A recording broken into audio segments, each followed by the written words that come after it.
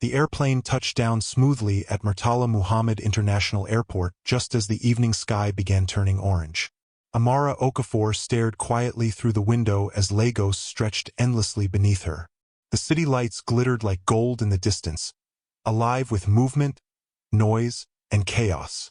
Yellow buses moved like restless insects along crowded roads, while the familiar haze of the city floated beneath the setting sun. Home. After 7 years in the United States, she was finally back. The other passengers hurried to stand and grab their bags, but Amara remained seated for a moment longer. Her fingers tightened slightly around the strap of her handbag. Her stomach twisted nervously. Returning home should have made her happy. Instead, it made her anxious. A flight attendant smiled politely at her. "Ma'am." Amara blinked quickly. "Oh, sorry." She stood slowly and reached for her carry-on luggage. As she stepped into the aisle, she noticed 2 women ahead of her whispering to each other while glancing backward. One of them laughed softly. Amara immediately looked away. Even after all these years, she still recognized that look. The look people gave her because of her weight. It had followed her entire life. Back in secondary school, classmates called her names like Big Mama and Elephant. During family parties, aunties would pinch her cheeks and say things like, "This girl eats too much. Who will marry her? She's pretty, but this weight is too much." Even when she moved abroad for university, the comments never completely stopped. Americans were simply more polite about it. Instead of insulting her openly, they gave fake sympathetic smiles or offered unsolicited diet advice. "You have such a beautiful face. You'd be stunning if you lost weight." Every compliment somehow became an insult. Amara learned to pretend it didn't hurt, but it always did. By the time she exited the airport, the humid Lagos air wrapped around her instantly. The noise hit her next. Car horns, shouting drivers, street vendors yelling prices. The scent of roasted corn, fuel, and rain-soaked asphalt mixed together in the air. And waiting directly outside the VIP terminal was a convoy of black luxury SUVs. Her father's security team.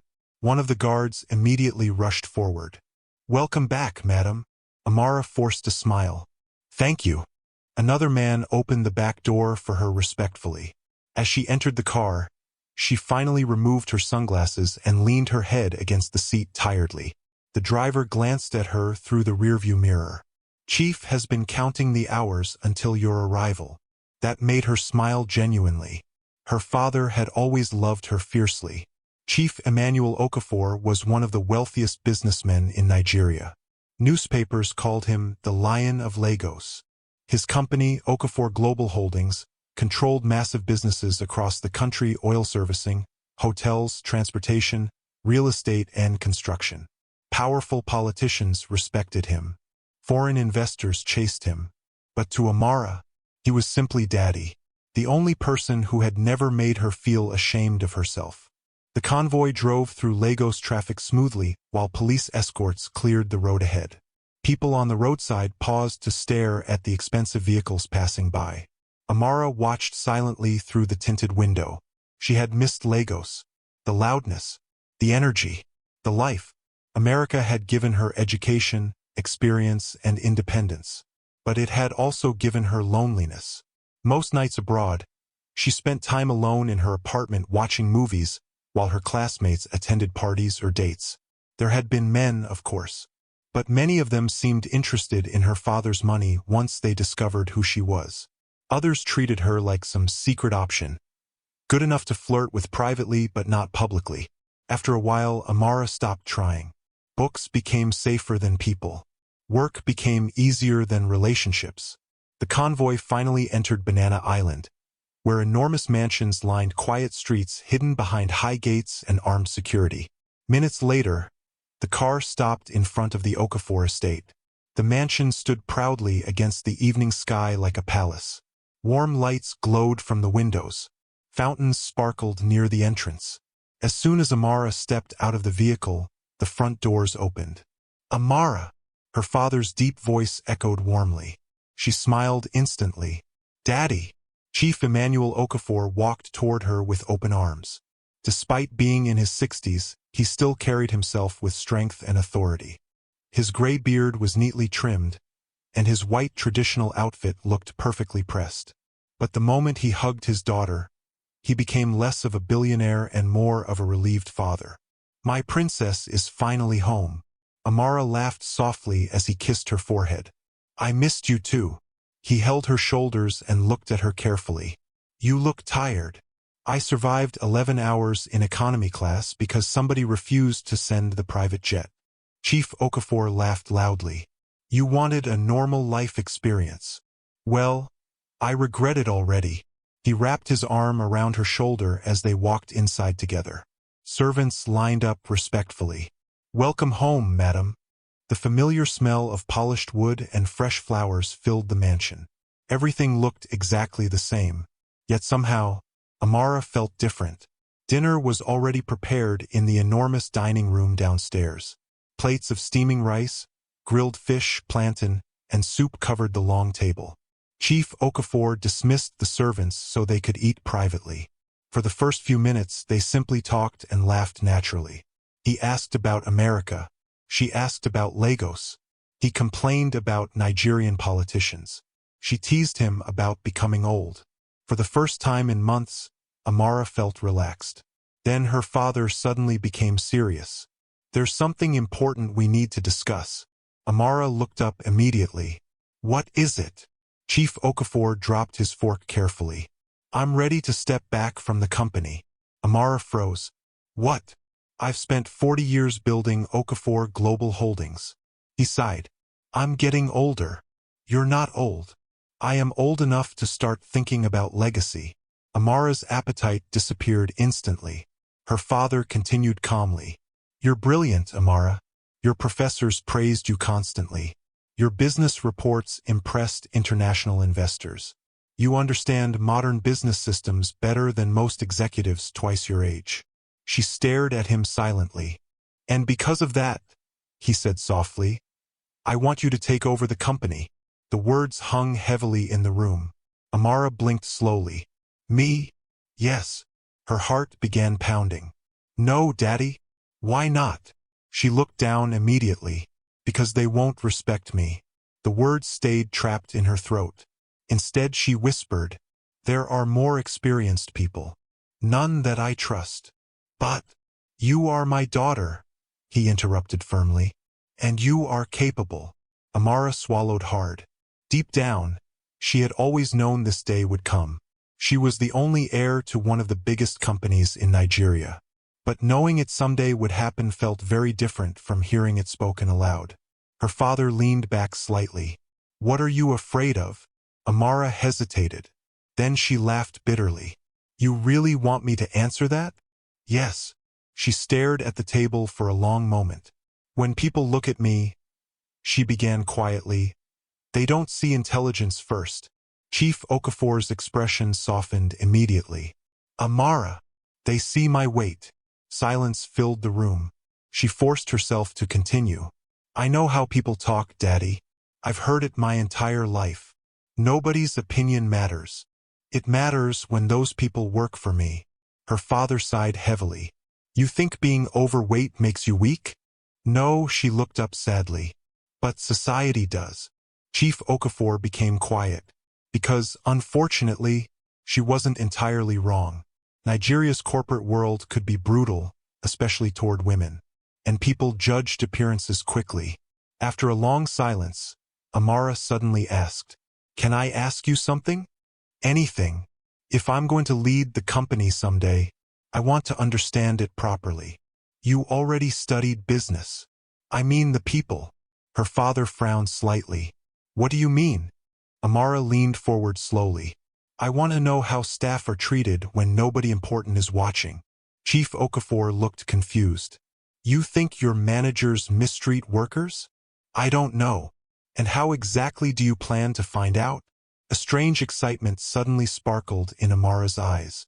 She sat up straighter. "I'll work there myself." Her father blinked. "As what?" "An ordinary staff." Chief Okafor burst into laughter instantly. "You?" "Yes. My daughter has never washed even one plate in this house." Amara rolled her eyes. That's because you spoil me. I do not spoil you. You literally have 3 cooks. He laughed again. Then slowly, his amusement faded as he realized she was serious. You truly mean this? Yes. You want to enter my company undercover? Amara nodded confidently now. I want to see the truth. Chief Okafor stared at his daughter for a long moment. Then surprisingly, he smiled proudly. That sounds exactly like your mother. Amara's chest tightened softly at the mention of her late mother. Her mother had been kind, fearless, and stubborn in the best way. You really think this is necessary? He asked. Yes. What role would you even play? Amara smiled mischievously. The lowest one possible. Her father narrowed his eyes suspiciously. What are you planning? She leaned back confidently. A janitor. Chief Okafor nearly choked on his drink. A what? Amara burst into laughter. Nobody notices janitors, Daddy. People reveal their true character around workers they think are invisible. That is ridiculous. It's smart. It's dangerous. It's temporary. He shook his head slowly. You are seriously telling me that the future CEO of Okafor Global Holdings wants to clean floors? Amara grinned. Exactly. For several seconds, Chief Okafor simply stared at her. Then finally, he laughed helplessly. You are completely insane. I got it from you. The old billionaire smiled warmly. And for the first time since mentioning the company, Amara felt something unexpected. Excitement. Maybe this was exactly what she needed. Not luxury. Not protection. Not another life where everyone bowed because of her father's money. She wanted truth. Even if it hurt. Little did Amara know, that decision was about to change her entire life forever. The transformation began at exactly 6 o'clock on Monday morning. Amara stood in front of the massive mirror inside her bedroom, staring at someone she barely recognized. Gone were the elegant dresses and expensive heels. Gone was the flawless makeup and polished billionaire image. Instead, she wore a faded blue janitor uniform that hung loosely around her body. A plain black scarf covered most of her thick curly hair, and her face was bare except for a little powder to dull her natural glow. Even her posture looked different. Smaller, quieter, invisible. Amara adjusted the oversized uniform nervously. I look ridiculous. Her father, sitting nearby with a newspaper, glanced up and nearly burst into laughter again. You look like you're about to arrest armed robbers with a mop. Amara rolled her eyes. Very funny. Chief Okafor folded the newspaper slowly while studying her. You still have time to change your mind. No. Amara. I need to do this. Her father sighed heavily. The truth was, he admired her determination even if he worried about her safety. Your fake documents are ready, he said finally. Nobody in the company knows who you are except me and the head of security. Amara nodded. What name am I using? Amara Daniels. She smiled slightly. Creative. I built billion-dollar companies, not fake identities. That made her laugh. A servant entered quietly carrying a small ID card. Amara took it carefully. Her fake staff ID stared back at her. Name: Amara Daniels. Position: cleaning staff. For a strange moment, the card made everything real. Today, nobody would see her as Chief Okafor's daughter. Nobody would pretend to like her because of money. Nobody would bow respectfully. They would only see a fat cleaner. And somehow that terrified her. Her father stood and walked toward her. You remember one thing. What? No matter what happens in that building, he said firmly, you are still my daughter. Emotion tightened her throat. Okay, Daddy. He kissed her forehead gently. Then she left. The company headquarters towered proudly over Victoria Island like a glass giant touching the clouds. Okafor Global Holdings. The same company she had admired since childhood. But today felt completely different. As Amara approached the employee entrance carrying a cleaning cart, nobody paid attention to her. Executives walked past her while typing on phones. Workers hurried inside holding coffee cups. Security guards barely glanced at her ID before waving her through impatiently. For the first time in her life, she understood what invisibility felt like. The human resources assistant assigned to cleaning staff was a thin woman with sharp eyes and an impatient voice. "You're the new cleaner?" "Yes, Ma." "Can you read?" Amara blinked. "Yes." The woman tossed a mop toward her carelessly. "Good. Follow Mama Beezy. She'll show you around. No welcome, no smile, no respect, just dismissal." Amara quietly followed the older cleaner walking ahead of her. Mama Beezy was probably in her late 50s, with tired eyes but a warm face. Unlike the others, she smiled kindly at Amara. "You're new." "Yes, Ma." "What's your name?" "Amara." "Ah, beautiful name." The older woman smiled warmly. "Don't be nervous. You'll learn fast." Something about her kindness immediately calmed Amara. As they walked through the massive building, Mama Beezy explained the departments carefully. Executives on the top floors, finance on 6, human resources on 4, marketing on 3. Amara listened attentively while secretly observing everything around her. The building was luxurious.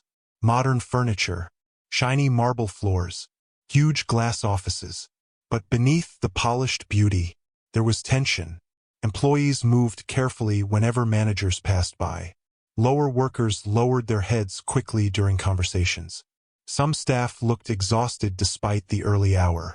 And then came the first insult. "Hey, cleaner!" A woman snapped her fingers loudly from nearby. Amara turned immediately. The woman looked to be in her early 30s with heavy makeup and expensive heels. "There's dust on my desk." Amara walked over politely. "I'll clean it now." The woman eyed her body openly before smirking. "You cleaners should stop eating during work hours and actually work." Several nearby employees laughed softly. Amara froze briefly. The insult landed harder than she expected. Mama Beezy gently touched her arm. "Come," the older woman whispered quietly. Amara swallowed her embarrassment and followed. But inside, something hurt. Not because she hadn't heard worse before, but because this time nobody knew who she was. This was honest cruelty, raw and unfiltered, and the day had only just begun. By noon, her entire body ached. Amara had never realized how physically exhausting cleaning work truly was. Sweeping, mopping, carrying heavy buckets, cleaning endless office spaces while employees walked past without acknowledging her existence. Some people were polite enough to say thank you. Others acted like she was part of the furniture. One man nearly bumped into her without apologizing. Another dropped empty coffee cups directly onto freshly cleaned floors. But the worst were the whispers. "She's too fat for this work. Look at how she's sweating. That uniform is struggling." Each comment chipped away at her confidence slowly. At lunchtime, Amara sat quietly alone near the staff cafeteria holding a bottle of water. Her feet hurt badly. She suddenly missed her old life terribly. Back home, she could simply rest whenever she wanted. Here, nobody cared whether she was tired. Nobody cared whether her feelings were hurt. And strangely, that realization opened her eyes. How many workers suffered silently every day while executives remained comfortably unaware? "Why are you sitting alone?" Amara looked up immediately. A tall man stood nearby holding a food tray. He wore a simple office shirt with rolled sleeves and carried tired but kind eyes. She had noticed him earlier that morning in the finance department. "Oh, I just needed rest. Mind if I sit?" She blinked in surprise. Nobody had voluntarily sat beside her all day. "Okay." He sat carefully across from her. "I'm Obina. Amara. New staff." "Yes." He nodded knowingly. "First days here are usually stressful." "You noticed." He laughed softly. "You looked like you wanted to resign before noon." That made her laugh unexpectedly. A genuine laugh. And somehow the tension inside her eased slightly. Obina opened his food pack casually. "Have you eaten?" "Not really." Without hesitation, he pushed part of his lunch toward her. "Take." Amara stared at him. "You don't have to." "I know." His tone was so simple and sincere that her chest tightened unexpectedly. Slowly, she accepted the food. "Thank you." You're welcome.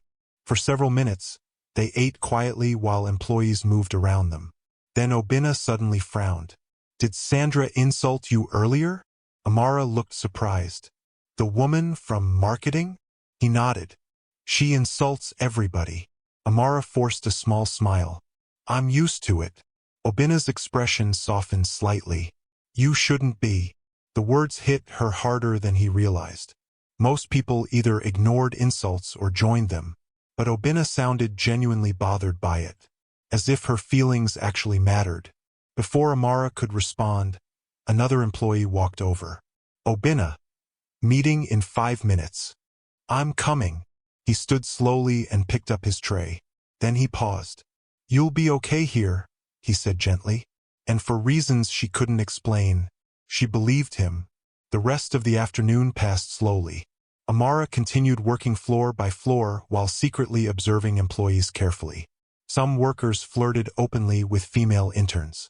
Others shouted aggressively at lower staff. One supervisor blamed a cleaner publicly for a mistake she clearly didn't make. And every time someone insulted or dismissed her, Amara wrote the names down secretly inside her phone notes. Not for revenge, for understanding. By evening, exhaustion consumed her completely. As she cleaned the finance department quietly, she noticed someone approaching. Obina again. You're still here, she sighed dramatically. My legs are planning rebellion. He laughed softly. I'm serious. I think I'm dying. You'll survive. He glanced around before lowering his voice slightly.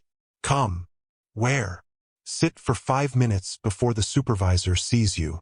Amara hesitated before following him toward a quieter office corner. He handed her a cold bottle of juice from his desk. You look tired. Her heart warmed unexpectedly. Nobody had treated her this gently in a very long time, especially not a man. Thank you. Obina shrugged casually. My mother raised me properly. Amara smiled. You're different from the others here. He leaned back slightly. That's because most people here are trying too hard to impress important people. And you're not. He shook his head. I just want to survive and go home peacefully. Something about his honesty felt refreshing. No fake arrogance. No showing off. No cruelty disguised as humor. Just kindness. Simple kindness. As Amara watched him organize files calmly, she realized something strange. Today had been painful, humiliating, exhausting, but meeting Obina somehow made it bearable. And deep down, she already knew this undercover journey was going to change her more than she expected. By the end of her first week at Okafor Global Holdings, Amara had learned 3 important things. First, people treated workers they considered beneath them terribly. Second, money truly changed how society saw a person. And third, Obina Nwosu was unlike anyone she had ever met. Monday morning began with chaos. The elevators were crowded. Employees rushed through hallways with files and laptops, and impatient voices echoed across the building. Amara pushed her cleaning cart carefully through the finance department while trying not to block anyone's path. Cleaner. Quickly clean this place. A man pointed rudely towards spilled coffee near a printer. Amara quietly nodded. As she bent carefully to clean the mess, 2 female workers nearby began whispering loudly enough for her to hear. She's always breathing heavily. Well, carrying all that weight is exercise. They laughed. Amara kept her head down. But inside, embarrassment burned painfully through her chest. It amazed her how comfortable people felt insulting someone they considered unimportant. Back in America, people at least pretended to be polite. Here, cruelty was casual, normal. As she continued cleaning quietly, another voice suddenly interrupted. Good morning, Amara. She looked up instantly. Obina stood nearby holding a stack of files against his chest. He smiled warmly, and somehow, that single smile softened the humiliation she had been feeling moments earlier. Good morning. You're early today. I had to clean the conference rooms upstairs. Obina shook his head sympathetically. They work you people too hard. You people? He laughed softly. You know what I mean. Amara found herself smiling. Conversations with him always felt easy, natural. Unlike the others, He never looked at her with pity, disgust, or superiority. He simply looked at her like she mattered, and that confused her more than she wanted to admit. Later that afternoon, Amara struggled to carry a heavy container of cleaning supplies down the hallway. The bucket was larger than she expected, and her arms already ached from hours of work. She adjusted her grip carefully, but suddenly, the bucket slipped slightly. Water splashed across the floor. "Oh no!" Before she could react properly, a sharp voice snapped behind her. "What nonsense is this?" Amara turned immediately. Sandra from marketing stood nearby glaring at the spilled water. "You people are so careless." "I'm sorry," Amara said quickly. "Sorry won't stop someone from slipping." Several nearby workers turned to stare. Amara bent quickly, trying to clean the mess before things worsened. But Sandra continued loudly. "They really need to stop hiring just anybody." Humiliation crawled up Amara's neck. She hated this feeling, the helplessness, the inability to respond. Normally, one phone call from her father could end Sandra's entire career. But now she had to stand there silently and endure it. Then suddenly, someone stepped beside her. It was an accident. Obina. Sandra rolled her eyes instantly. "Why are you defending her?" "Because you're embarrassing her publicly over spilled water." Sandra scoffed. "She should do her job properly. And you should speak to people properly." The hallway became awkwardly quiet. Amara stared at Obina in surprise. Nobody had ever defended her this openly before. Not in school. Not at parties. Not even abroad. Sandra folded her arms angrily. "You know what? Mind your business." Obina shrugged calmly. "You made it everybody's business the moment you started shouting." Sandra hissed irritably before walking away in frustration. The moment she disappeared, Amara released the breath she'd been holding. Obina immediately crouched beside her. "Sorry about that. You didn't have to argue with her." "I know. Then why did you?" He looked genuinely confused by the question. "Because she was being wicked." The simplicity of his answer stunned her. No hesitation, no calculation, just honesty. Together, they cleaned the spilled water quietly. As they worked, Amara found herself studying him carefully. Obina wasn't flashy like the wealthy men she usually met. His clothes were simple. His wristwatch looked old. His shoes had clearly been repaired before. Yet there was something steady about him. Something safe. "What?" he asked suddenly. Amara blinked quickly. "What?" "You're staring." Her cheeks warmed slightly. "Oh, sorry." He laughed softly. "You do that sometimes." "Do what?" "Look at people like you're trying to understand them." Amara froze briefly. If only he knew how true that was. During lunch break, Obina invited her to sit with him outside the building again. The small outdoor area overlooked busy Lego streets filled with honking cars and impatient Danfo buses. For once, Amara felt relaxed. Away from the whispers. Away from the stares. Away from the constant judgment inside the office. Obina opened a plastic food container while glancing at her. "You barely ate yesterday." "I wasn't hungry." "That's a lie." Amara laughed softly. "You always notice everything?" "My mother says I was born monitoring people." He pushed another food container toward her. "Take." "You brought extra food again?" "I have younger sisters," he explained casually. "I'm used to feeding people." The way he spoke about his family immediately caught her attention. "You live with your family?" "My 2 younger sisters." "What about your parents?" His expression shifted slightly. "My father died years ago." Amara's smile faded instantly. "I'm sorry." "It's okay." He shrugged gently. "Life happens." Something about the sadness hidden behind his calm voice made her chest tighten. "What about your mother?" "She lives in Enugu with my grandmother." "You support everyone?" Obina laughed lightly. "I try." Amara stared at him quietly. She suddenly understood why he worked so hard. Why he stayed late. Why he looked exhausted some mornings. This man carried responsibilities heavier than most people realized. Yet he still found time to be kind. That alone impressed her deeply. "You?" he asked suddenly. What about me? Your family? Amara hesitated carefully. She had rehearsed her fake backstory repeatedly with her father.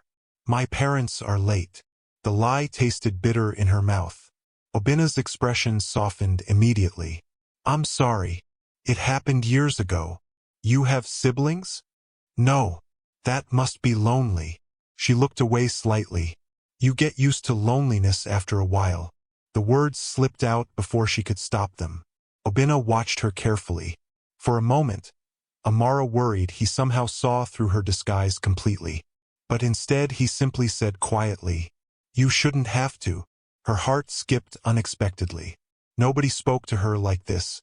Nobody looked at her with this much gentleness. And the dangerous part was, she was beginning to crave it. As days passed, Amara and Obina slowly became closer. Not dramatically, not suddenly, but naturally. He always greeted her first, always checked whether she had eaten, always carried heavy supplies for her without making her feel weak. And slowly, the office began noticing. One afternoon, two female workers whispered loudly as Amara cleaned nearby. Obina is too friendly with that cleaner. Maybe he likes big women. They laughed cruelly. Amara's chest tightened painfully. She immediately focused harder on mopping the floor. But before the embarrassment could fully settle, another voice interrupted calmly.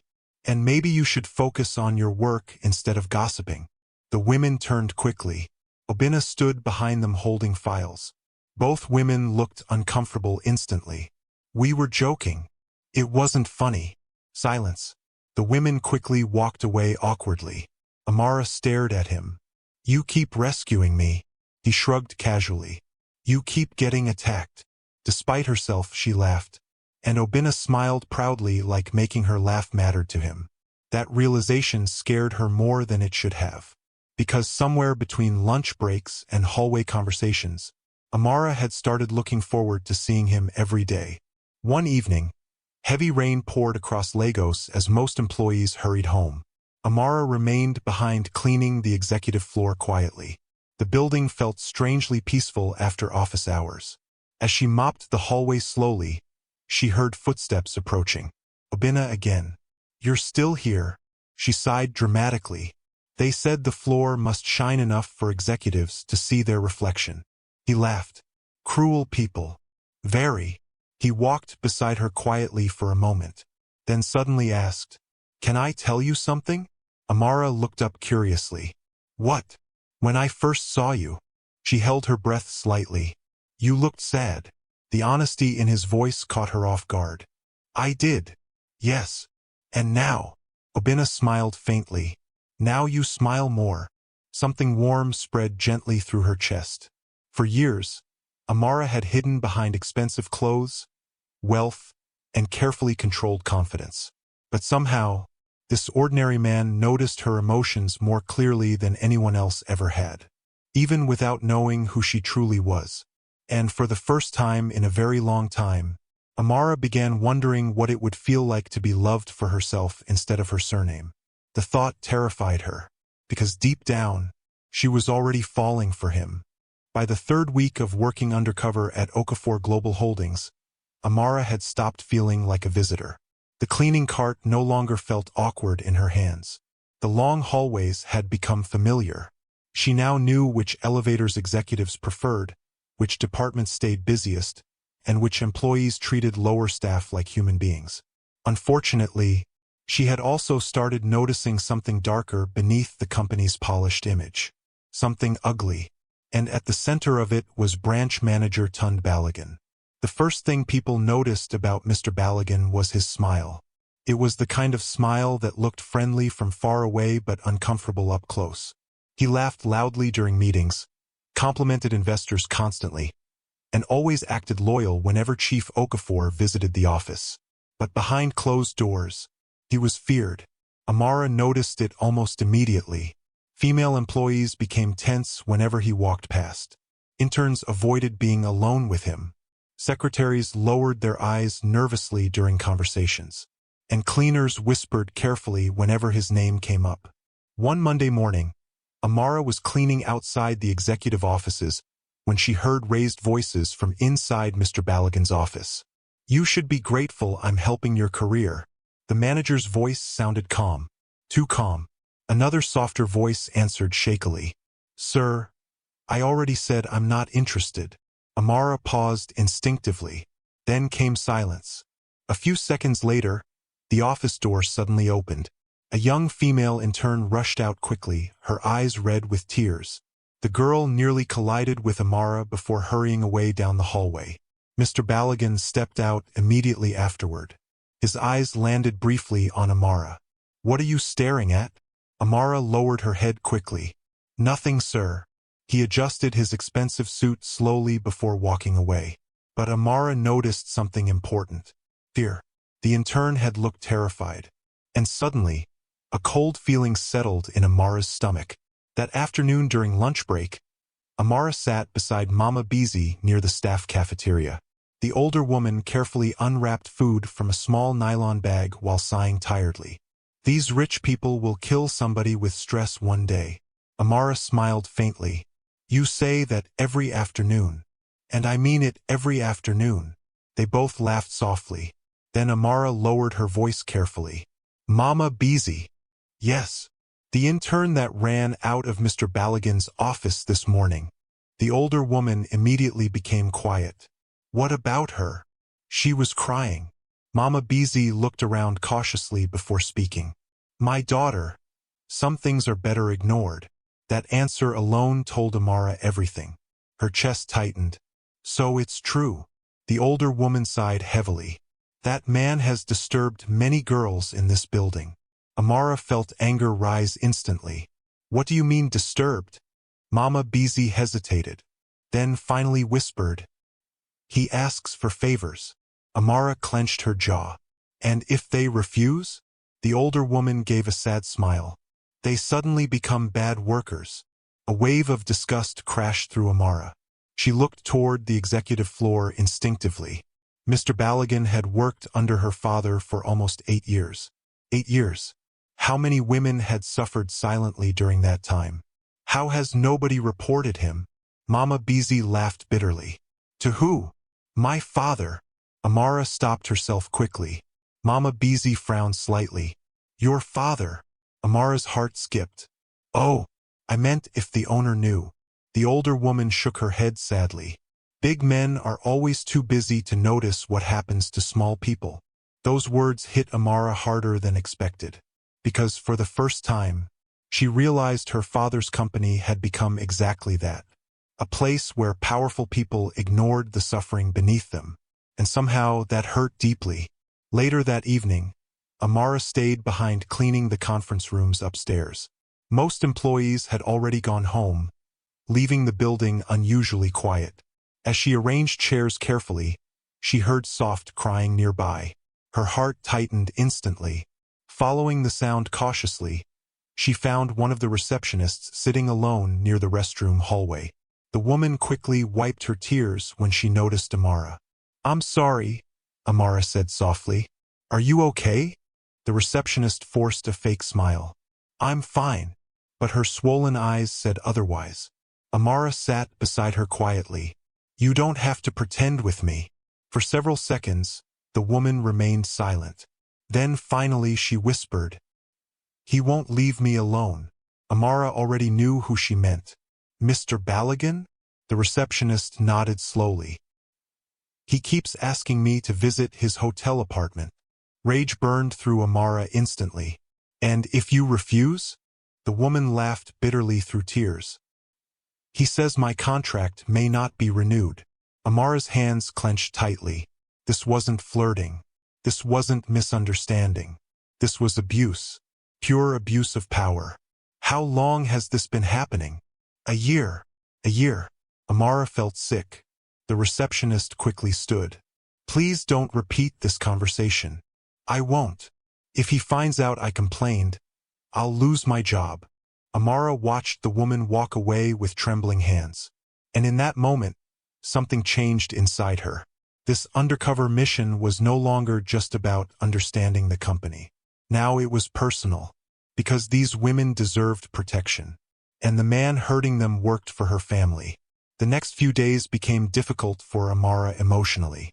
Once she knew the truth about Mr. Balogun, she started noticing even more disturbing behavior. The way he touched female employees unnecessarily. The private meetings he requested after work. The frightened expressions women wore whenever he called them into his office. And worst of all, nobody stopped him. One afternoon, Amara entered the finance department carrying cleaning supplies when she overheard two male workers talking quietly. Balogun almost got that new intern transferred. Which one? The light-skinned girl from HR. What happened? She refused to cooperate. Both men laughed casually.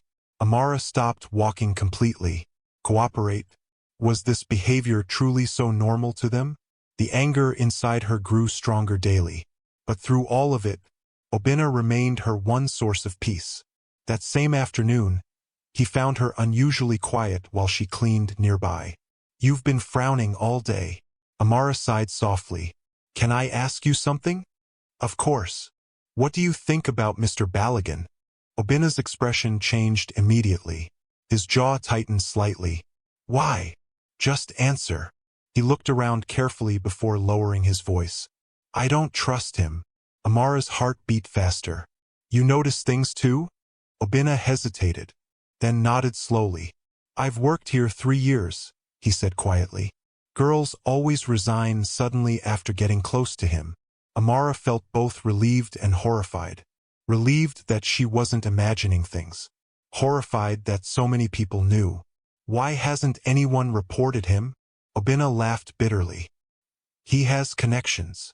But that doesn't make him untouchable. In Nigeria? Obinna gave her a sad smile. Powerful men survive almost everything. The statement made Amara deeply uncomfortable. Because technically, her father was one of those powerful people. And if she hadn't gone undercover herself, she might never have discovered any of this. That realization haunted her. That Friday evening, heavy rain poured outside while many employees waited inside the building for the storm to calm down. Amara stood near the lobby windows watching lightning flash across Lagos skies when Obinna approached beside her holding 2 cups of coffee. You look troubled. She accepted the cup carefully. Thank you.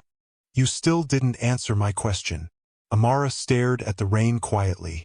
Do you ever feel disappointed in people?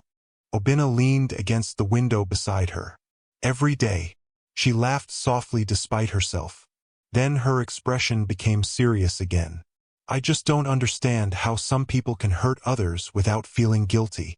Obinna studied her face carefully. You care deeply about people, don't you? The question surprised her. I try to. That's rare. Amara looked at him quietly. And you? Obinna shrugged lightly. I know what suffering feels like. His voice softened slightly. So I try not to become the reason someone else suffers. Those words touched her deeply. Maybe that was why he felt different from everyone else in the building. He had kindness without performance. Goodness without arrogance. The rain continued pouring heavily outside while silence settled comfortably between them. Then suddenly, Obinna spoke again. You know what I think? What? I think whatever is bothering you, he said gently. You'll eventually fix it. Amara stared at him in surprise. Because without realizing it, he had spoken directly to the war growing inside her heart. And at that exact moment, Amara made a silent promise to herself. Mr. Balogun's days in that company were numbered. She would expose him, no matter what it took. By the beginning of her 4th week undercover, Amara had become good at pretending. Pretending insults no longer hurt. Pretending she didn't notice the stares. Pretending she was just another invisible worker pushing a cleaning cart through endless office hallways. But inside, she was changing. Every day inside Okafor Global Holdings exposed her to realities she had never fully understood before. She now understood why lower workers rarely smiled. Why some employees looked constantly exhausted. Why fear moved silently through certain departments whenever Mr. Balogun appeared. And most painfully, she understood what power could do in the wrong hands. That Monday morning began badly. Amara arrived early and immediately noticed tension throughout the building. Staff moved nervously while whispers spread quickly between departments. What happened? She quietly asked Mama Beezy while arranging cleaning supplies. The older woman sighed tiredly. One intern resigned yesterday. Why? Mama Beezy looked around carefully before lowering her voice. Balogun. Amara's stomach tightened instantly. She refused him? The older woman nodded sadly. And now she's gone. Anger burned through Amara immediately. Another woman pushed out quietly. Another career destroyed. And everyone simply continued working as if nothing happened. Amara clenched her jaw tightly. No more. She needed evidence. Real evidence. Not rumors. Not whispers. Something undeniable. And somehow, that thought would lead her directly into danger. Later that afternoon, Amara cleaned the executive floor more carefully than usual. Mr. Balogun's office sat near the corner overlooking the Lego skyline through massive glass windows. Normally, she avoided staying near his office for long. Today, she lingered intentionally. As she wiped nearby desks slowly, voices drifted through the partially open office door. You know what I expect from loyal staff. Balogun's voice. Another softer female voice answered nervously. Sir, please? Amara's grip tightened around the cleaning cloth. She stepped slightly closer while pretending to mop the floor. You're a beautiful girl, Balogun continued smoothly. I can make your promotion happen very quickly. Silence. Then, I just want to work, sir. Amara's chest burned with anger. The manipulation in his voice made her sick. Suddenly, footsteps approached from the hallway.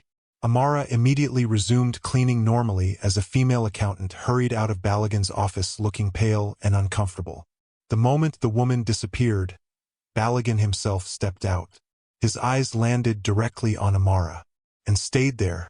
For a strange moment, Amara felt deeply uncomfortable beneath his gaze, like he was truly seeing her for the first time. You! Her heartbeat quickened slightly. Yes, sir. What's your name again? Amara.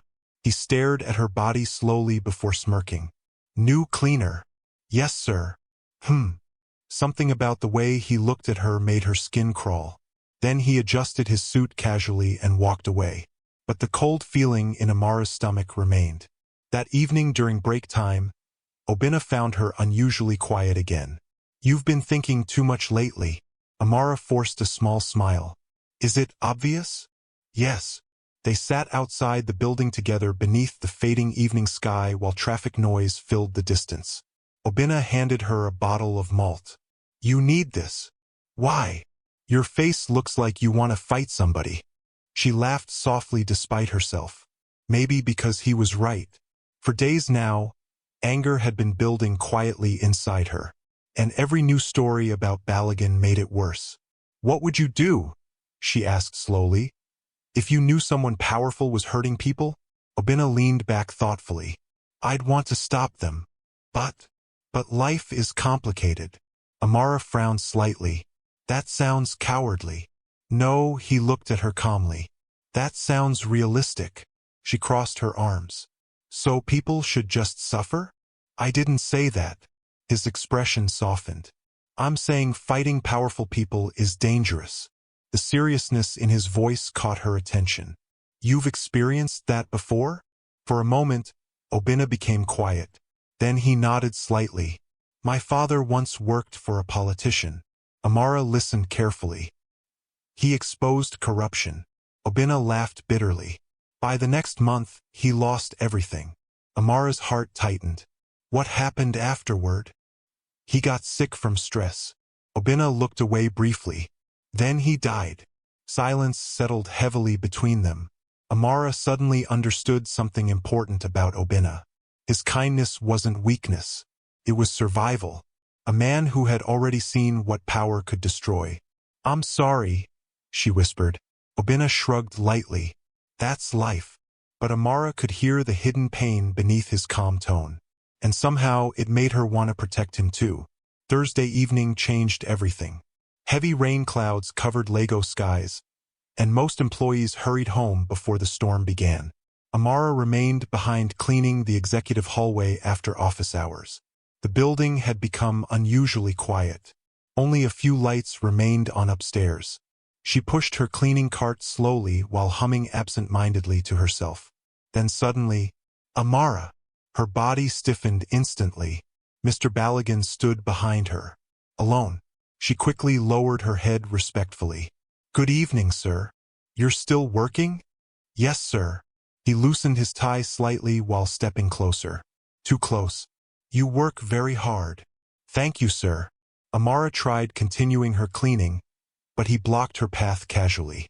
A strange tension filled the hallway immediately. "I've been observing you lately," he said softly. Fear crept quietly into Amara's chest. "Sir, you're different from the other cleaners." His eyes moved slowly over her body again. Amara suddenly understood exactly where this conversation was heading, and nausea twisted painfully inside her stomach. "I should finish cleaning, sir. You're always in a hurry." He smiled slightly. "But I like big women." Amara froze completely. The disgust in his tone made her skin crawl. "I don't understand, sir."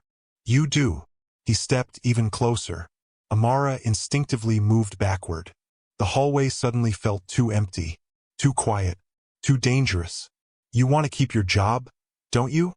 Her heartbeat pounded loudly now. "Yes, sir." "Then be smart." Amara gripped the cleaning cart tightly. "What do you mean?" Mr. Ballaghan smiled coldly. "I mean spend tonight with me." The words hit her like a slap. For 1 second, Amara couldn't even speak.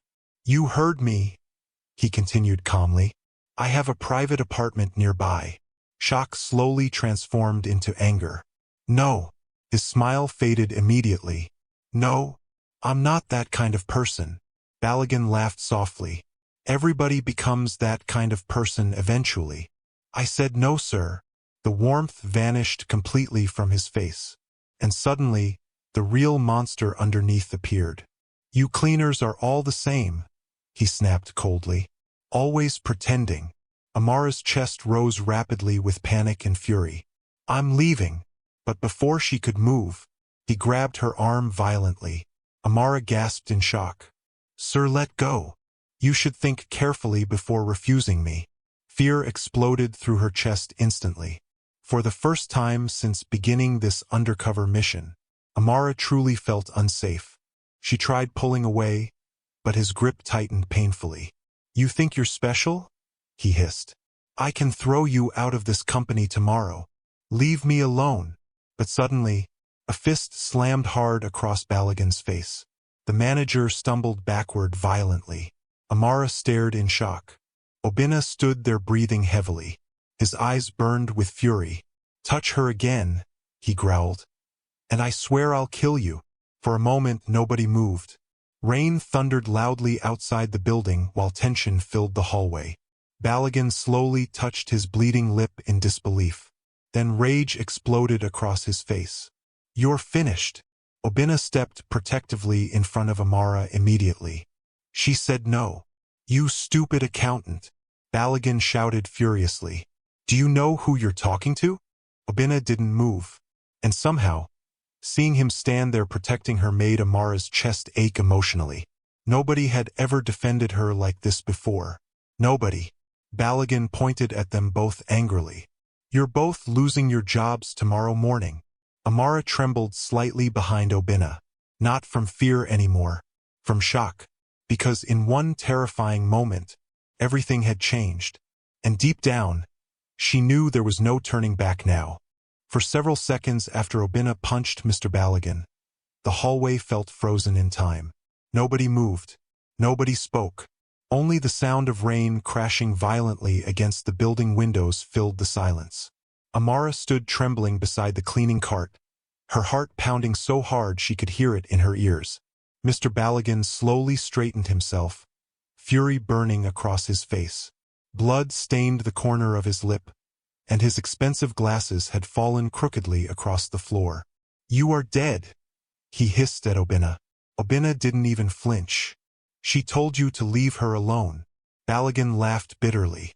"You think you're a hero? I think you're a coward." Amara's eyes widened slightly. Nobody spoke to Mr. Ballaghan that way. Nobody. The manager's expression darkened dangerously. I'll destroy both of you. He pointed angrily at Obinna. You especially. But Obinna remained calm, almost frighteningly calm. Threaten me all you want, he said coldly. But if you ever touch her again, I won't stop at one punch. The hatred in Balagan's eyes deepened. Amara suddenly realized something terrifying. Obinna had risked everything for her.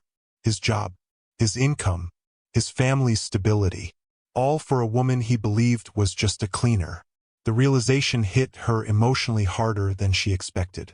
Balagan grabbed his glasses furiously from the floor. You people have no idea who you're dealing with.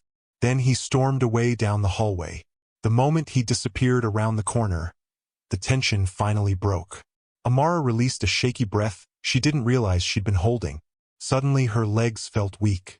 Obinna immediately turned toward her. Are you okay? The gentleness in his voice nearly broke her. She nodded quickly. Yes, but her voice trembled badly. Obinna's face softened immediately. He hurt you? No. Are you sure? That question alone almost made her cry. Not because she was weak, but because he genuinely cared. And she wasn't used to that kind of care from anyone outside her family. Obinna glanced around the empty hallway before speaking quietly. Come. Where? Out of here. The rain outside was heavy and relentless. Most roads were already flooding slightly as thunder echoed across Lagos skies. Obinna held his small umbrella over Amara carefully while leading her toward a nearby restaurant down the street. The umbrella barely covered both of them. Rain splashed against their legs as they walked closely together. You punched your boss, Amara said softly after several minutes. I noticed. Despite everything, she laughed quietly. Obinna glanced at her. That's the first time you've smiled since upstairs. I'm still shocked. I'm still angry. His jaw tightened slightly as he spoke. You shouldn't have been alone with him. Amara looked down. I didn't know he would. Her voice faded. Obinna stopped walking suddenly.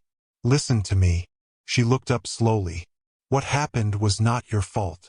The seriousness in his eyes made her chest tighten painfully. For years, people had blamed her for things connected to her appearance.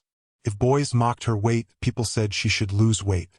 If strangers stared rudely, people said she should dress differently. If men treated her badly, people asked what she expected. But Obinna didn't blame her. Not even slightly. And somehow, that healed something inside her she didn't realize was broken. They finally entered a small restaurant glowing warmly against the storm outside. The place was simple but cozy. Soft high-life music played quietly while the scent of fried rice and grilled chicken filled the air. A waitress led them to a corner table.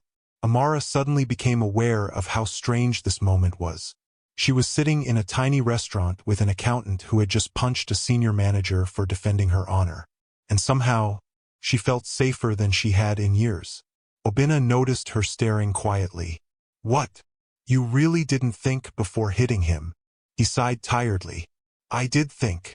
And still punched him? I thought about it for 2 seconds first.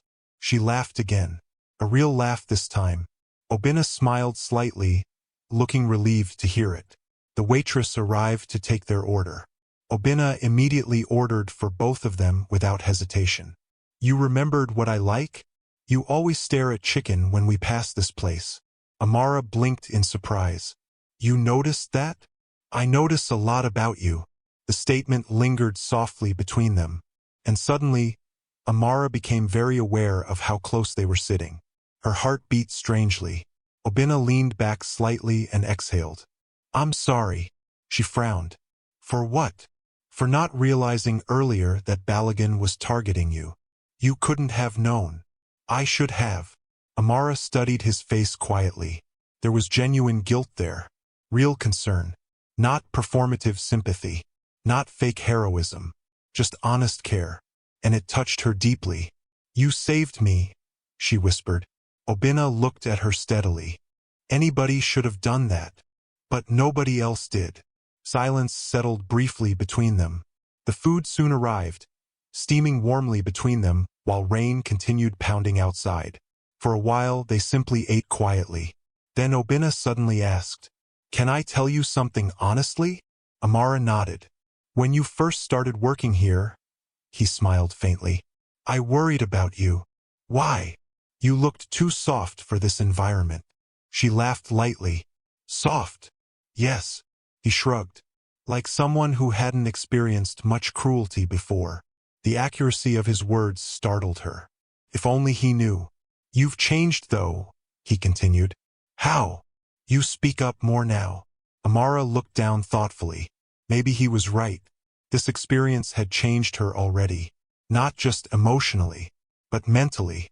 She now saw workers differently, saw pain differently, saw leadership differently, and the person helping shape those changes most was sitting directly across from her. You know, Obina said quietly, most people here pretend. Amara looked up again. What do you mean?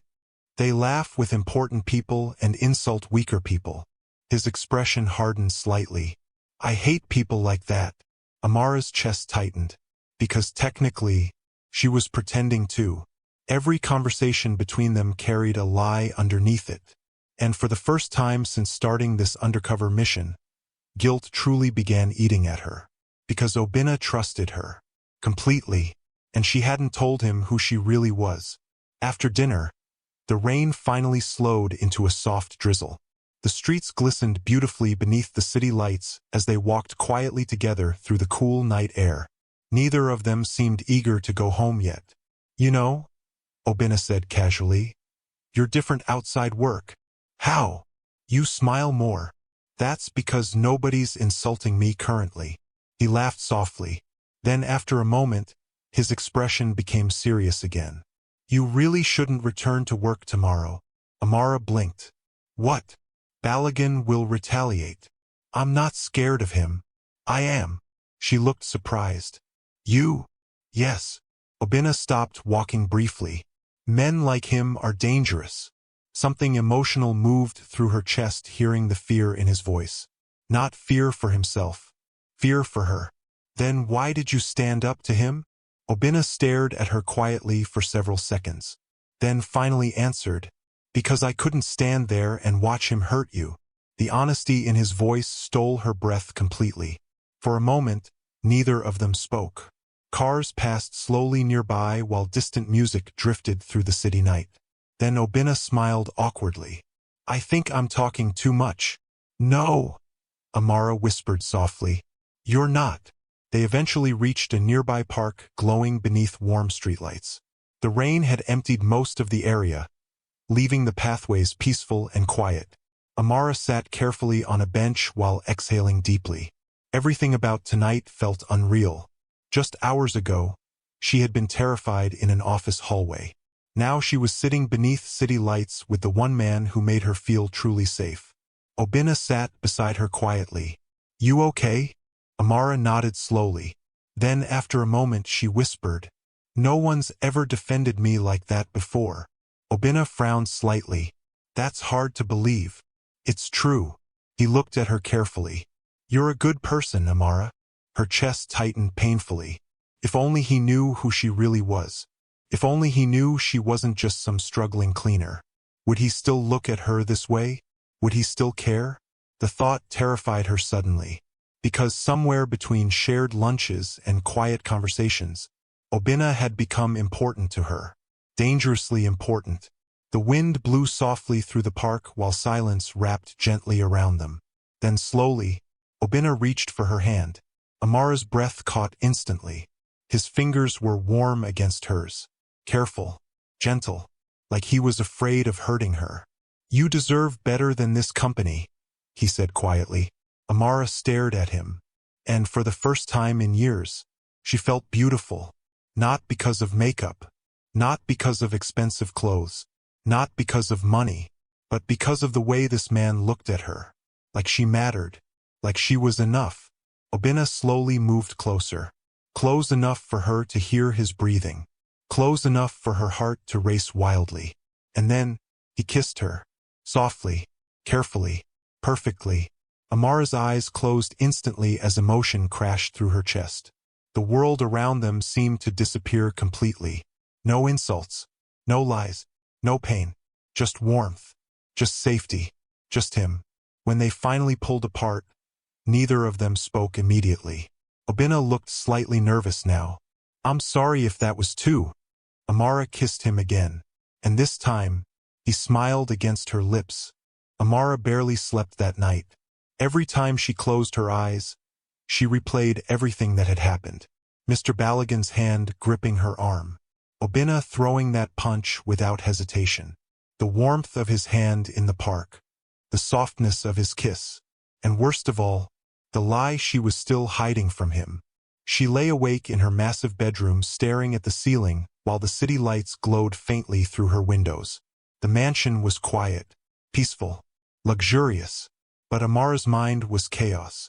By 5 a.m., she gave up trying to sleep and walked downstairs. She found her father already awake in his private study reading financial reports. The moment Chief Okafor looked up and saw her face, his expression changed immediately. What happened? Amara closed the office door behind her slowly. We need to talk. Her father removed his glasses carefully. And as Amara explained everything, from the harassment complaints to Baligan assaulting her in the hallway, his face darkened with every word. By the time she finished, silence filled the room. Chief Okafor stood slowly from his chair. The quiet fury in his eyes was terrifying. That man touched you? Amara nodded. Her father's jaw tightened dangerously. I'm going to destroy him. Daddy. No, his voice was cold now. I trusted that animal inside my company. He's done worse to other women. Chief Okafor looked genuinely shaken. For the first time, Amara saw pain beneath his anger. Not just because she had been hurt, but because his company had become a place where women suffered silently. I failed these workers, he said quietly. No, Amara answered softly. You just didn't know. That's still failure. The old billionaire walked toward the window slowly. For several moments, he remained silent while Lagos slowly woke outside. Then finally he turned toward her again. We end this today. Amara's heart pounded. You mean reveal everything? Yes. Fear suddenly twisted inside her stomach. Not fear about the company. Fear about Obinna. How would he react? Would he understand? Or would he feel completely betrayed? Her father studied her carefully. You care about this young man.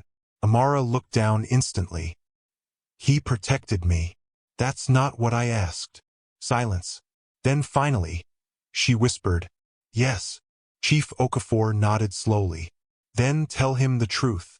Her chest tightened painfully. I don't know how. You start honestly. By 8 o'clock that morning, the atmosphere at Okafor Global Holdings was tense. Rumors had already spread quickly about the fight between Obinna and Mr. Baligan. Employees whispered nervously near elevators and hallways. Some claimed Obinna had been fired already. Others claimed police were coming. Meanwhile, Obinna sat quietly at his desk inside the finance department trying unsuccessfully to focus on work. His knuckles still hurt slightly from the punch. But he didn't regret it. Not even a little. One of his co-workers leaned closer nervously. Guy, are you mad? Obinna barely looked up. What? You punched Baligan. He deserved worse. Do you want to lose your job? Obinna finally looked at him calmly. If protecting somebody costs me my job, he said quietly, then maybe I don't belong here anyway. The coworker stared at him like he was insane. But Obinna didn't care. All he could think about was Amara. He hadn't seen her since last night after dropping her home. And strangely, he missed her already. Before he could think further, an announcement suddenly echoed through the building speakers. Attention all staff. An emergency meeting has been scheduled immediately in the main conference hall. Attendance is mandatory. The entire office froze. Emergency meeting? Employees immediately began whispering nervously. Obinna frowned slightly. Something about this felt unusual. Very unusual. Inside the conference hall, hundreds of employees gathered anxiously. Managers stood near the front. Interns whispered nervously among themselves. Even Mr. Baligan looked unsettled. A dark bruise had already formed along the side of his face, making him appear even angrier. The moment his eyes landed on Obinna across the room, hatred flashed instantly. Obinna simply ignored him. Then suddenly, the conference hall doors opened. Silence swept across the room immediately. Chief Emmanuel Okafor walked inside surrounded by security personnel. Everyone straightened instantly. The billionaire rarely visited the branch personally. And when he did, something serious was happening. But then came the real shock. A woman walked beside him confidently in elegant black heels. Her curly hair flowed beautifully over her shoulders.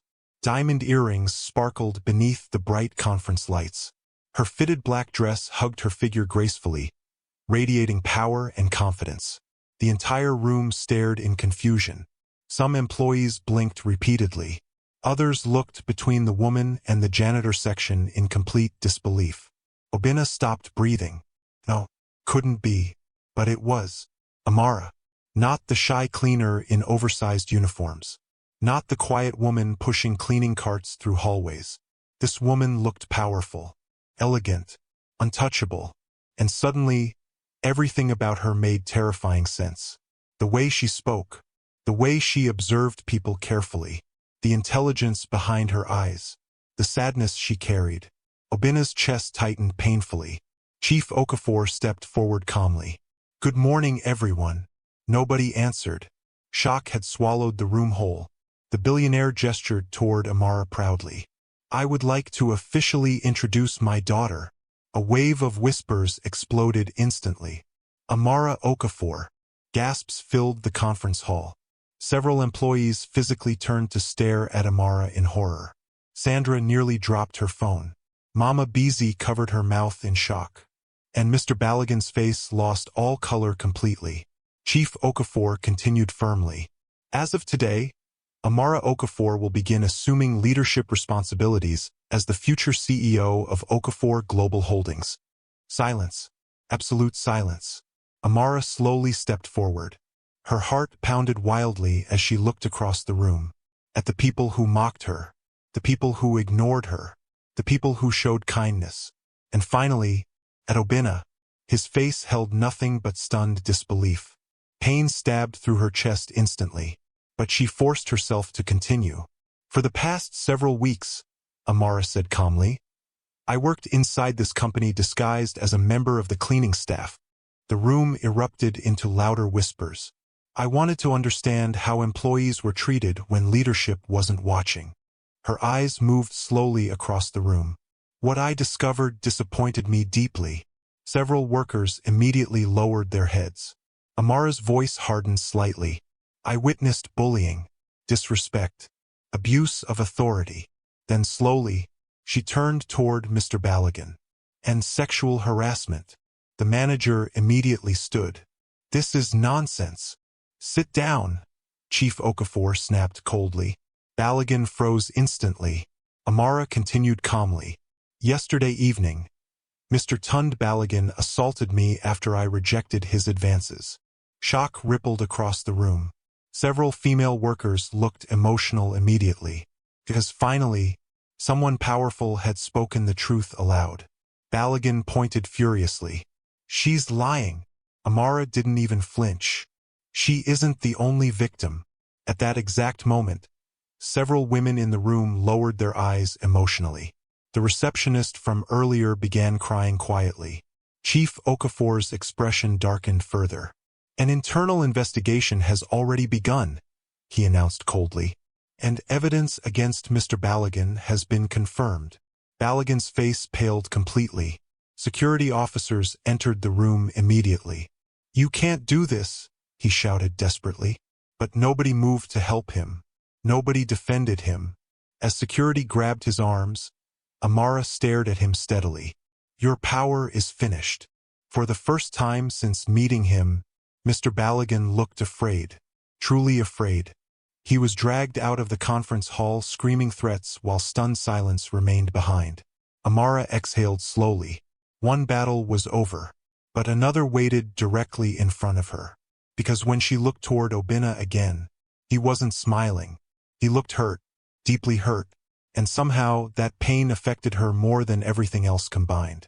After the meeting ended, Chaos exploded throughout the building. Employees whispered everywhere.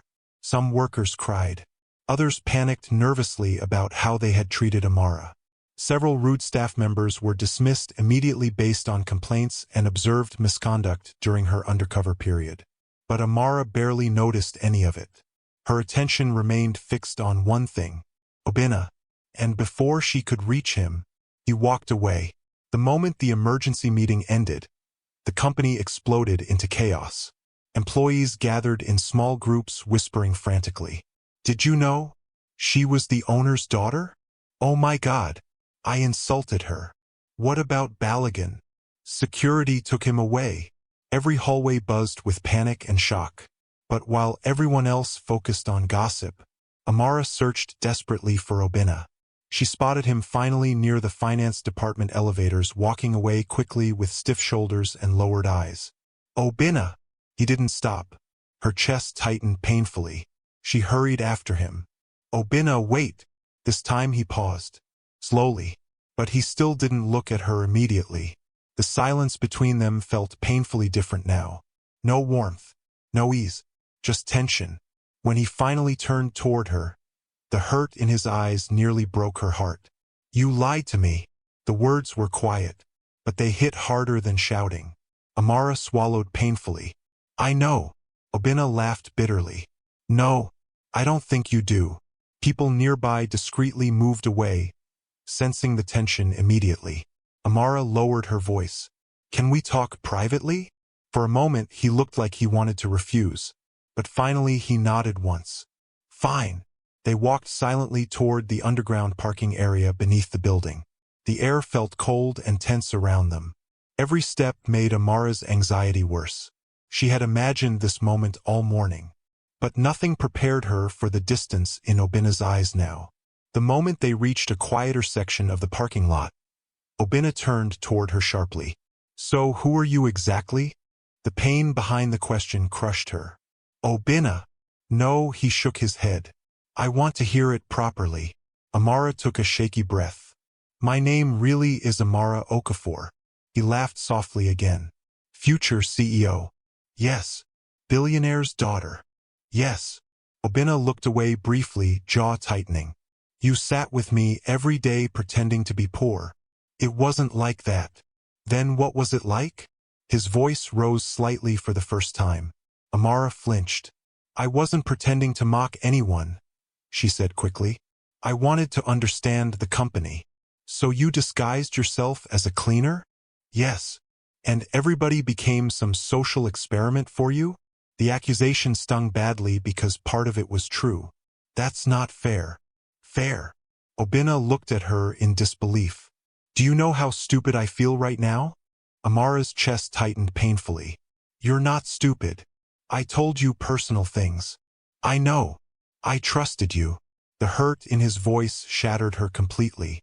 For weeks, Obinna had opened pieces of his life to her honestly. His struggles, his family, his fears. Meanwhile, she had hidden the biggest truth of all. Tears burned behind her eyes instantly. "I never wanted to hurt you. But you did." Silence. Heavy, painful silence. Obinna rubbed his face tiredly. "You know what hurts the most?" Amara looked at him quietly. "I believed every moment between us was real." "It was real. Was it?" His eyes met hers finally. "Or were you just studying me too?" The question felt like a knife through her chest. "No. How do I know that?" "You just have to believe me." Obinna laughed bitterly again. "That's difficult right now." Amara hated hearing that bitterness in his voice. This wasn't the gentleman who brought her food every afternoon. This was a man who felt humiliated, betrayed, and she couldn't even blame him. "I wanted to tell you," she whispered. "When?" She had no answer, because the truth was, she didn't know. Every day she delayed telling him because she feared exactly this reaction. And somehow that made things even worse. Obinna nodded slowly. "Exactly." He turned slightly away from her. "I defended you thinking you were powerless." Emotion tightened Amara's throat. "I was powerless in that moment." "You know what I mean." She did. He thought he had rescued a vulnerable cleaner. Not the daughter of the company owner. Not a future CEO. And maybe now he felt foolish for believing she truly needed him. You mattered to me before you knew who I was, she said softly. Obinna remained silent. You still matter. That's easy for you to say. Why are you acting like I tricked you for fun? Because you had choices I didn't, he snapped suddenly. The anger in his voice echoed through the parking lot. You got to remove your disguise whenever you wanted. His breathing grew heavier. But people like me don't get that luxury. Amara froze. Obinna shook his head slowly. You got to experience our lives temporarily. His voice softened painfully. We actually live them. Those words hit her harder than anything else. Because deep down, he was right. She could return to luxury whenever she wanted. Meanwhile, workers like Obinna struggled every single day for survival. For the first time since starting this undercover mission, shame truly settled heavily inside her. I know I can't fully understand your life, she admitted quietly. Obinna stared at her silently. But I was trying. He looked away again. That doesn't erase the lies. Amara stepped closer slowly. Then let me fix it. How? By being honest now. Silence lingered between them. Then finally, Obinna asked quietly, Did you laugh at me with your rich friends? Shock flashed across her face immediately. What? No. Did you ever go home and joke about the poor accountant who shared his lunch with you? Never. The disgust in her voice sounded genuine enough that Obinna finally looked at her properly again. Amara's eyes were already filled with tears. You think I could ever laugh at you after everything you did for me? His expression shifted slightly. You protected me when nobody else did, she whispered emotionally. You cared about me before you knew anything about money. Obinna's jaw tightened. That's what makes this painful. Amara wiped her tears quickly. I didn't fake my feelings for you, but you hid yourself from me. Because I was scared. He frowned slightly. Scared of what? That once you knew who I really was. Her voice cracked softly. You'd stop seeing me. Obinna stared at her silently. Amara laughed weakly through tears. You know the strange thing? What? You were the first person in years who looked at me without seeing my father's money first. The honesty in her voice softened something inside him immediately. I liked who I became around you, she admitted quietly. Just Amara. Not Chief Okafor's daughter. Not the billionaire heiress. Just me. Obinna exhaled slowly. The anger inside him was still there. But now he could also hear the vulnerability beneath her words. For weeks, he had seen loneliness in her eyes without understanding why. Now it finally made sense. People probably approached her differently the moment they discovered who she was. And maybe underneath all the wealth and elegance, she truly had been searching for something real. For someone real. Still, the hurt remained. You should have trusted me enough to tell me. I know. They stood quietly facing each other while distant traffic sounds echoed faintly from outside. Then suddenly, Amara reached into her bag and pulled something out. His old handkerchief. The one he gave her during her second week after she accidentally cut her finger cleaning glass. You kept that. I keep everything connected to you. Obinna's chest tightened unexpectedly. I didn't fall for your money, she whispered. I fell for the man who shared his food with a cleaner everybody ignored. The parking lot grew silent again. Then slowly, very slowly, some of the anger in Obinna's face faded. Not completely, but enough. You really scared me yesterday, he said quietly. Emotion flooded Amara instantly. I was scared too. And even after revealing yourself today, he shook his head slightly. The first thing you did was look for me. Because you matter. Obinna stared at her for a long moment, then finally sighed deeply. You know this is going to take time. I know. You hurt me. I know. And I'm still angry.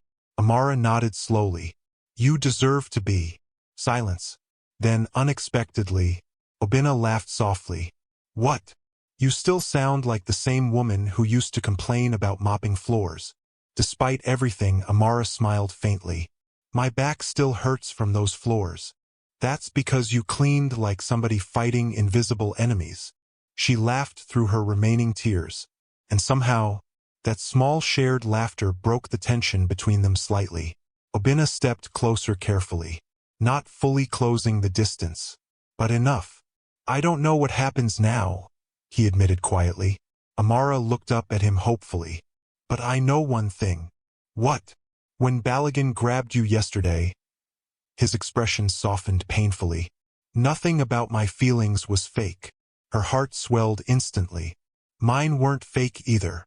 Obinna stared at her for another long moment. Then finally, slowly, he pulled her gently into his arms. Amara closed her eyes immediately as relief crashed through her chest. Not complete forgiveness. Not yet. But it was a beginning. And for now, that was enough. The first month after Amara's reveal felt like a storm sweeping through Okafor Global Holdings. Everything changed. And everyone felt it. The company that once operated on fear, silence, and hidden cruelty suddenly found itself under intense transformation. Some employees welcomed the changes immediately. Others resisted quietly, and a few openly feared what Amara might expose next. But one thing became very clear very quickly. The new future CEO was nothing like they expected. On Monday morning, the executive boardroom remained unusually tense.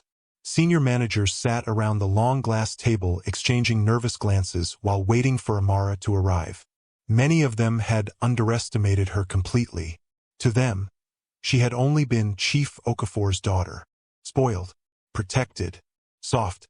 But after discovering she willingly worked undercover as a cleaner for weeks, nobody viewed her the same way anymore. The boardroom doors finally opened.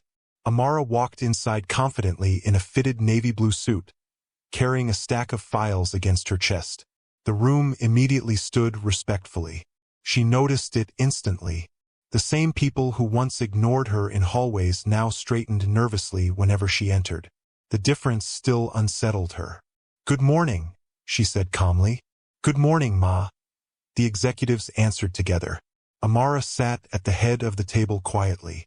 For a brief moment, she remembered pushing a cleaning cart through these same hallways while employees mocked her openly. Now they watched every movement carefully. Power truly changed people. And somehow, that realization made her sad more than proud. One executive cleared his throat nervously. "We reviewed the harassment reports, Ma." Amara nodded. "Good. The legal department is preparing charges against Mr. Balogun." Her eyes hardened slightly. "Make sure every victim receives company-funded legal and emotional support." The room became quiet. That wasn't normal corporate procedure. One older executive adjusted his glasses carefully. "Ma, with respect, wouldn't it be wiser to settle this quietly?" Amara looked directly at him. "No." The firmness in her voice surprised even herself. This company protected predators through silence for too long. Nobody argued after that. And deep down, Amara realized something important. For the first time in her life, people were listening to her, not because of pity, not because of appearance, but because of leadership. Outside the boardroom, whispers still followed her everywhere. Some employees admired her courage. Others feared her. A few resented her completely. But Amara ignored all of it. She had bigger priorities now. By the second week, she introduced sweeping reforms across the company. Anonymous complaint systems, mandatory anti-harassment training, salary reviews for lower staff, mental health support for employees, additional paid leave for cleaners and junior workers. When the announcements were made publicly, shock spread throughout the company, especially among lower staff members. Many cleaners nearly cried hearing the changes. Mama Beezy openly wept during the announcement meeting. "Nobody has ever cared about workers like this before," the older woman whispered emotionally. Amara hugged her tightly afterward. But despite the progress happening around her, one area of her life still felt fragile. Obinna. Things between them improved slowly after their confrontation in the parking lot. Very slowly. Obinna still needed time to process everything. And Amara respected that.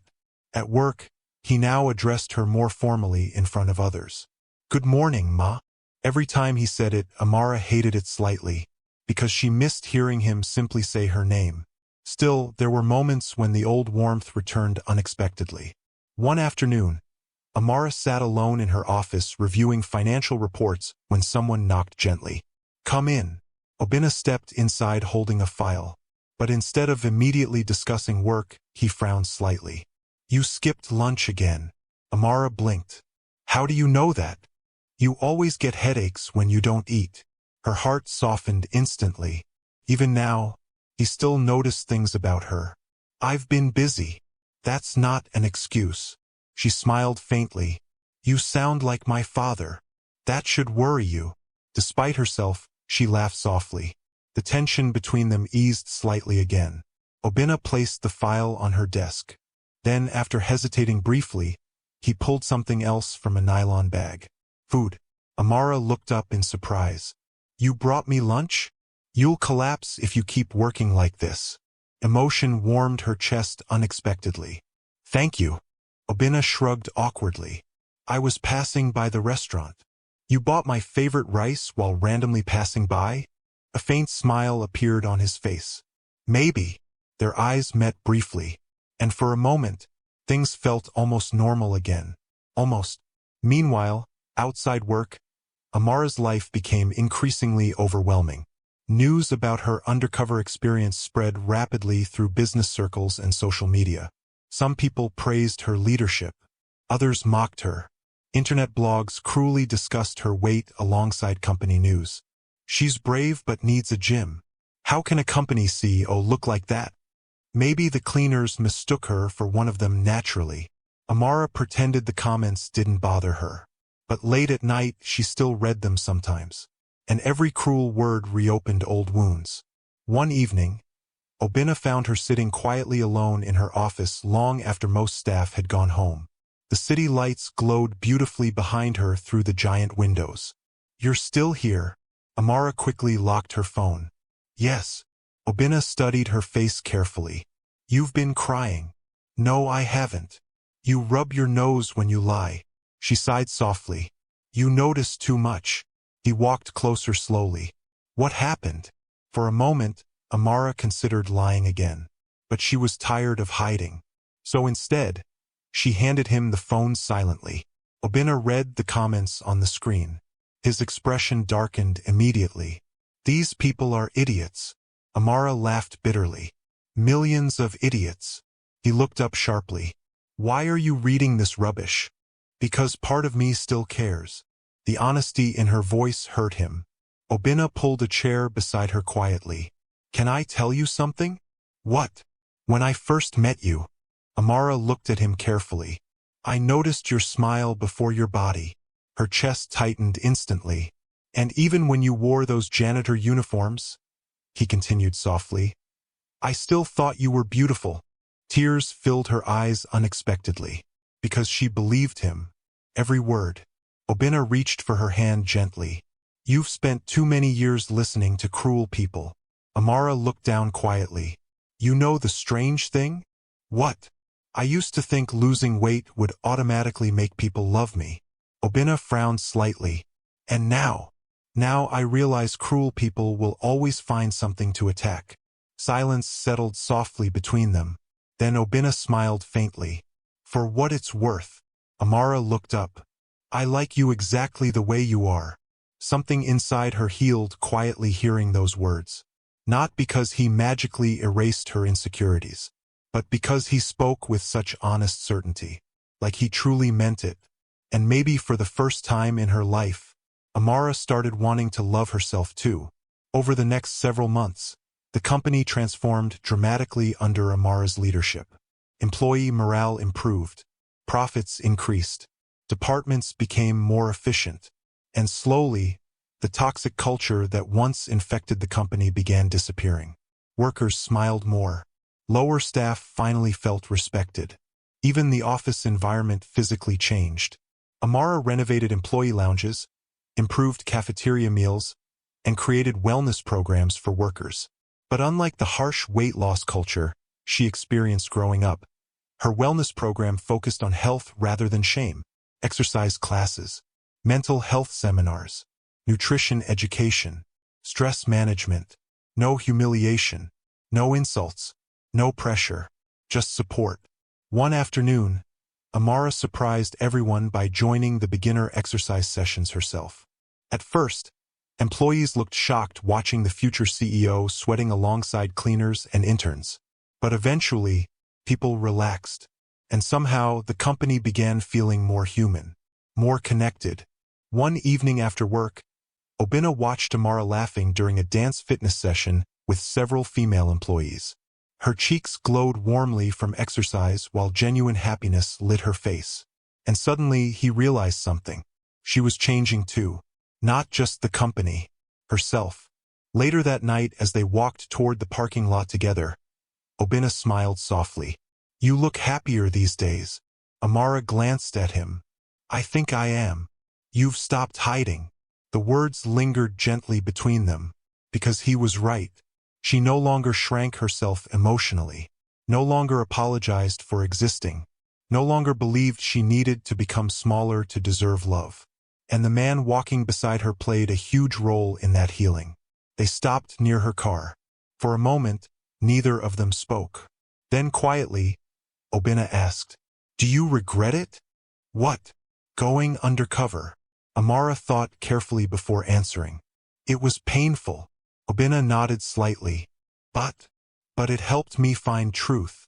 He smiled faintly. "About the company?" Amara looked directly at him. "About people." Silence. Then she stepped closer slowly. "And about love." Obina's expression softened immediately. Without another word, he pulled her gently into his arms. And this time, there was no hesitation between them anymore. By the time 6 months passed under Amara's leadership, Okafor Global Holdings had become almost unrecognizable. Profits had increased dramatically. Employee satisfaction had doubled.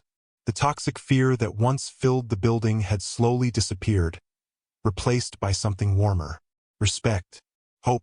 And for the first time in years, workers actually smiled inside the company. Business magazines praised Amara's leadership style openly. Newspapers called her the people's CEO. Even international investors became interested in the company's sudden transformation. But alongside the success came something Amara never truly prepared for. Tension. Constant attention. Everywhere she went now, cameras followed. Blogs analyzed her appearance. Social media discussed her personal life daily. And the moment the public discovered she was dating one of the company's former accountants, everything exploded. The story broke on a Thursday afternoon. A photo of Amara and Obina leaving a restaurant together appeared online. Then another. Then videos. By evening, social media was in chaos. Billionaire heiress dating former employee. The cleaner CEO finds love in her office. Who is Obina Nwosu? Amara sat frozen inside her office staring at her phone, while notifications flooded endlessly across the screen. Her assistant looked overwhelmed. "Ma, several media companies are requesting interviews." Amara sighed heavily. "Decline them." "Yes, Ma." But declining interviews didn't stop the internet. Within hours, strangers had already found Obina's social media pages. People analyzed his clothes, his background, his family. His entire life suddenly became public discussion. Some comments were supportive. Others were cruel. "Love is beautiful." He defended her before knowing she was rich. "That's real. She's lucky to find a good man." But then came the uglier comments. "He definitely hit jackpot. No poor man says no to billionaire money." He endured her because of inheritance. Amara's stomach twisted painfully reading them, because she knew Obina, and she knew how deeply those accusations would hurt him.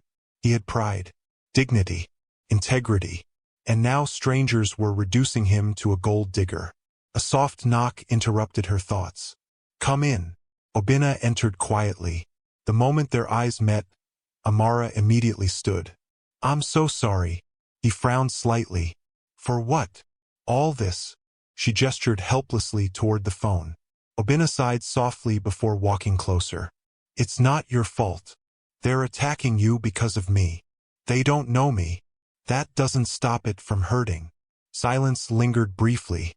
Then unexpectedly, Obina smiled faintly.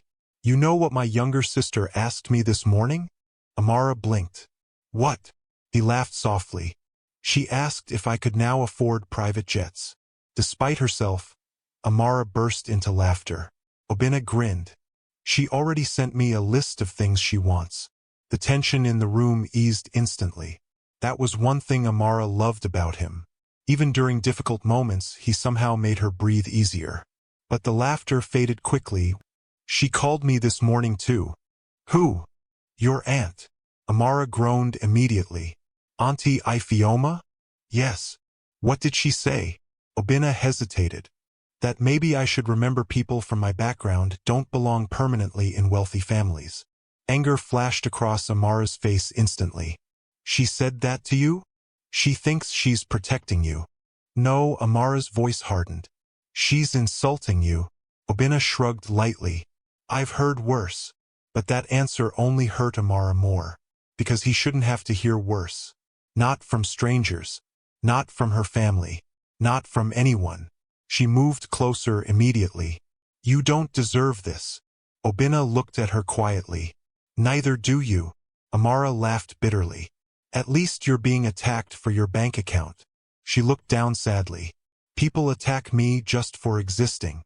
The room became quiet, because that was the painful truth. Ever since becoming public, the cruel comments about her weight had intensified again. People criticized her clothes, her body, her face, her relationship, everything. One blogger even wrote, "How can such a successful company be led by someone who clearly lacks self-control?" Amara pretended those comments no longer affected her. But some nights, they still did. Obina reached for her hand gently. Look at me. She slowly lifted her eyes. You know those people online? He asked softly. Yes. They're miserable. Amara smiled faintly. That sounds biased. It is. She laughed quietly. Then his expression became serious again. I mean it, Amara. People who are happy with themselves don't spend their time tearing others down. Emotion tightened her throat. You always know what to say. That's because I spend most of my day thinking about you. Her heart melted instantly. Even after everything, the chaos, the pressure, the attention. He still looked at her like she was the best part of his life. And somehow, that mattered more than every cruel comment combined.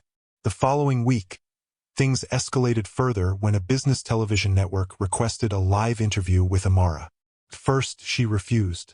But Chief Okafor convinced her otherwise. You can't hide forever. I'm not hiding. You're avoiding. Amara sighed heavily while pacing his office. I don't want our relationship becoming entertainment. Her father smiled slightly. Too late. She groaned dramatically. Chief Okafor chuckled softly before becoming serious. People already admire your leadership.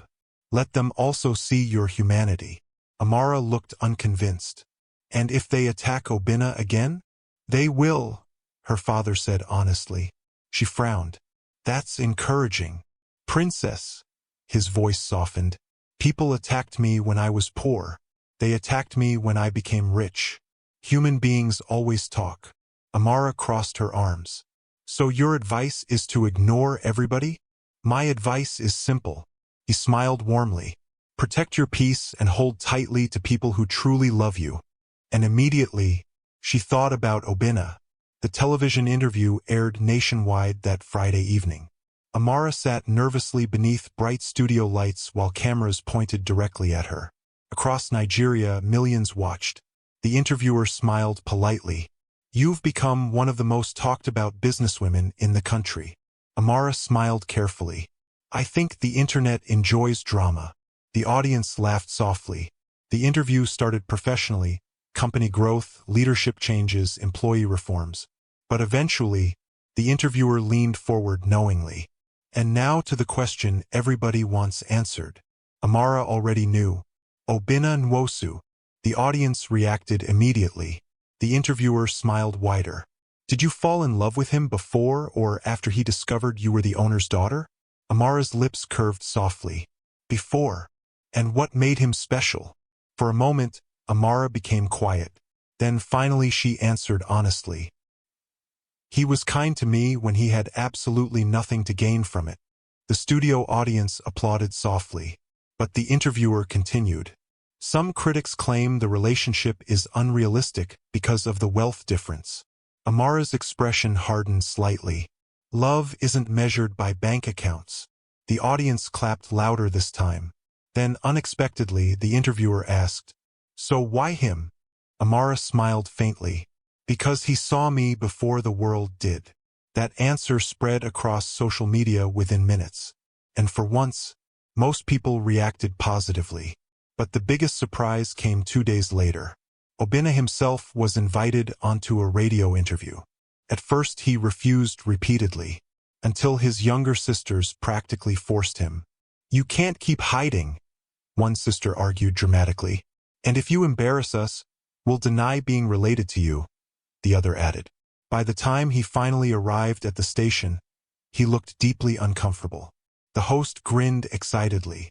"So this is the famous Obinna." Obinna laughed awkwardly. "I'm beginning to regret coming." The interview started lightly. Questions about work, his family, life before the media attention. But eventually, the host leaned forward with curiosity. "I have to ask what everybody's wondering." Obinna sighed. "Go ahead." "Why Amara?" The room became quiet.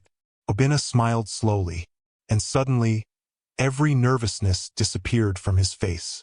"Because she has the kindest heart I've ever known." The host blinked slightly. "That's it. That's everything." Silence filled the studio briefly. Then Obinna continued softly. "When people look at her, they see money or appearance first." He shook his head. "I see someone who genuinely cares about people." Back at home, Amara sat frozen listening to the interview live from her bedroom.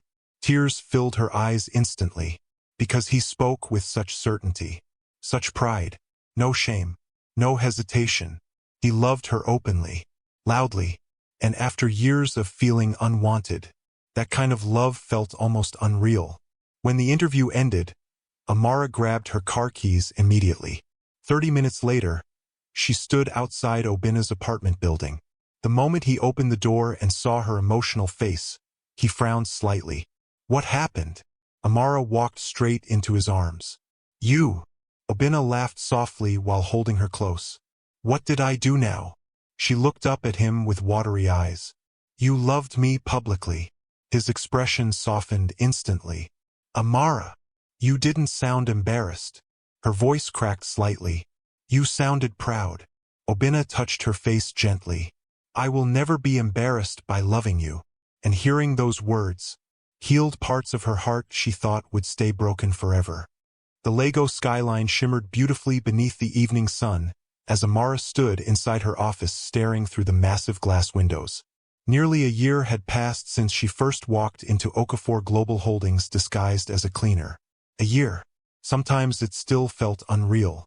The company had transformed completely under her leadership. Employee satisfaction had reached record levels. Several international companies now partnered with Okafor Global Holdings. And for the first time in decades, lower staff members genuinely felt valued. But beyond business success, Amara herself had changed too. The woman staring back at her in the reflection was no longer the insecure girl who hid behind oversized clothes and nervous smiles.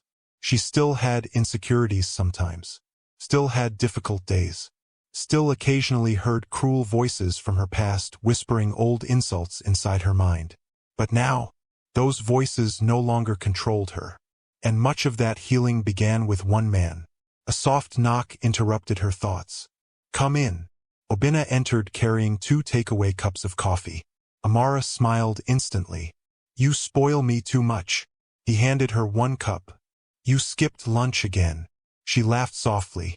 "You sound exactly like my father now. That means I'm becoming wise." "No," she teased. "It means you're becoming dramatic." Obinna placed a hand against his chest. "I sacrifice my peace daily for this relationship." Amara burst into laughter. Moments like this still amazed her. After all the media attention, social pressure, and public criticism, they still found peace in each other. Simple peace. The kind that made hard days easier. Obinna sat across from her quietly. His expression looked thoughtful. Too thoughtful. Amara narrowed her eyes suspiciously. What? What? That face. What face? The one you make when your brain is planning nonsense. Obinna laughed softly. I'm offended. You should be. But despite the teasing, Amara noticed something different about him lately. He seemed distracted, nervous sometimes, and every time she asked about it, he brushed it aside casually. Now he checked his wristwatch again. Definitely suspicious. You're hiding something. I'm not. You just looked at your watch for the 4th time. I have places to be. Oh. She raised an eyebrow dramatically. Another woman? Obinna stared at her flatly. Yes. Her name is Ngozi and she owns a goat farm. Amara laughed loudly. I knew it. She's very beautiful. I hate you. No, you don't. No, she really didn't. Later that evening, Amara arrived home exhausted after a long strategy meeting with international investors. The moment she entered the mansion, she noticed something unusual. The house staff looked strangely excited. One maid nearly dropped a tray after seeing her. Another servant grinned suspiciously before quickly walking away. Amara frowned. What's happening? Nobody answered properly, which only made her more suspicious. When she entered the dining room, she found her father smiling far too innocently. Immediately dangerous. What did you do? Chief Okafor looked offended. Why do you assume I've done something? Because you're smiling like a Nollywood villain. He laughed loudly. You insult your father too much. Amara sat carefully. You're avoiding my question. Before he could answer, her phone buzzed. Obinna. Her expression softened instantly as she answered. Hello. Get dressed. She blinked. What? Wear something nice. Amara narrowed her eyes suspiciously. You people are plotting something. Who is you people? You and my father. Chief Okafor suddenly became deeply interested in his soup. Traitor. Obinna laughed softly through the phone. I'm picking you up in 1 hour. For what? It's a surprise. I hate surprises. No, you don't. Then he ended the call before she could argue further. Amara stared at her phone suspiciously, then slowly turned toward her father. You know what's happening. Chief Okafor lifted both hands innocently. I know nothing. Liar. Exactly 1 hour later, Obinna arrived. The moment Amara opened the door and saw him, her heart skipped slightly. He looked incredibly handsome in a black suit.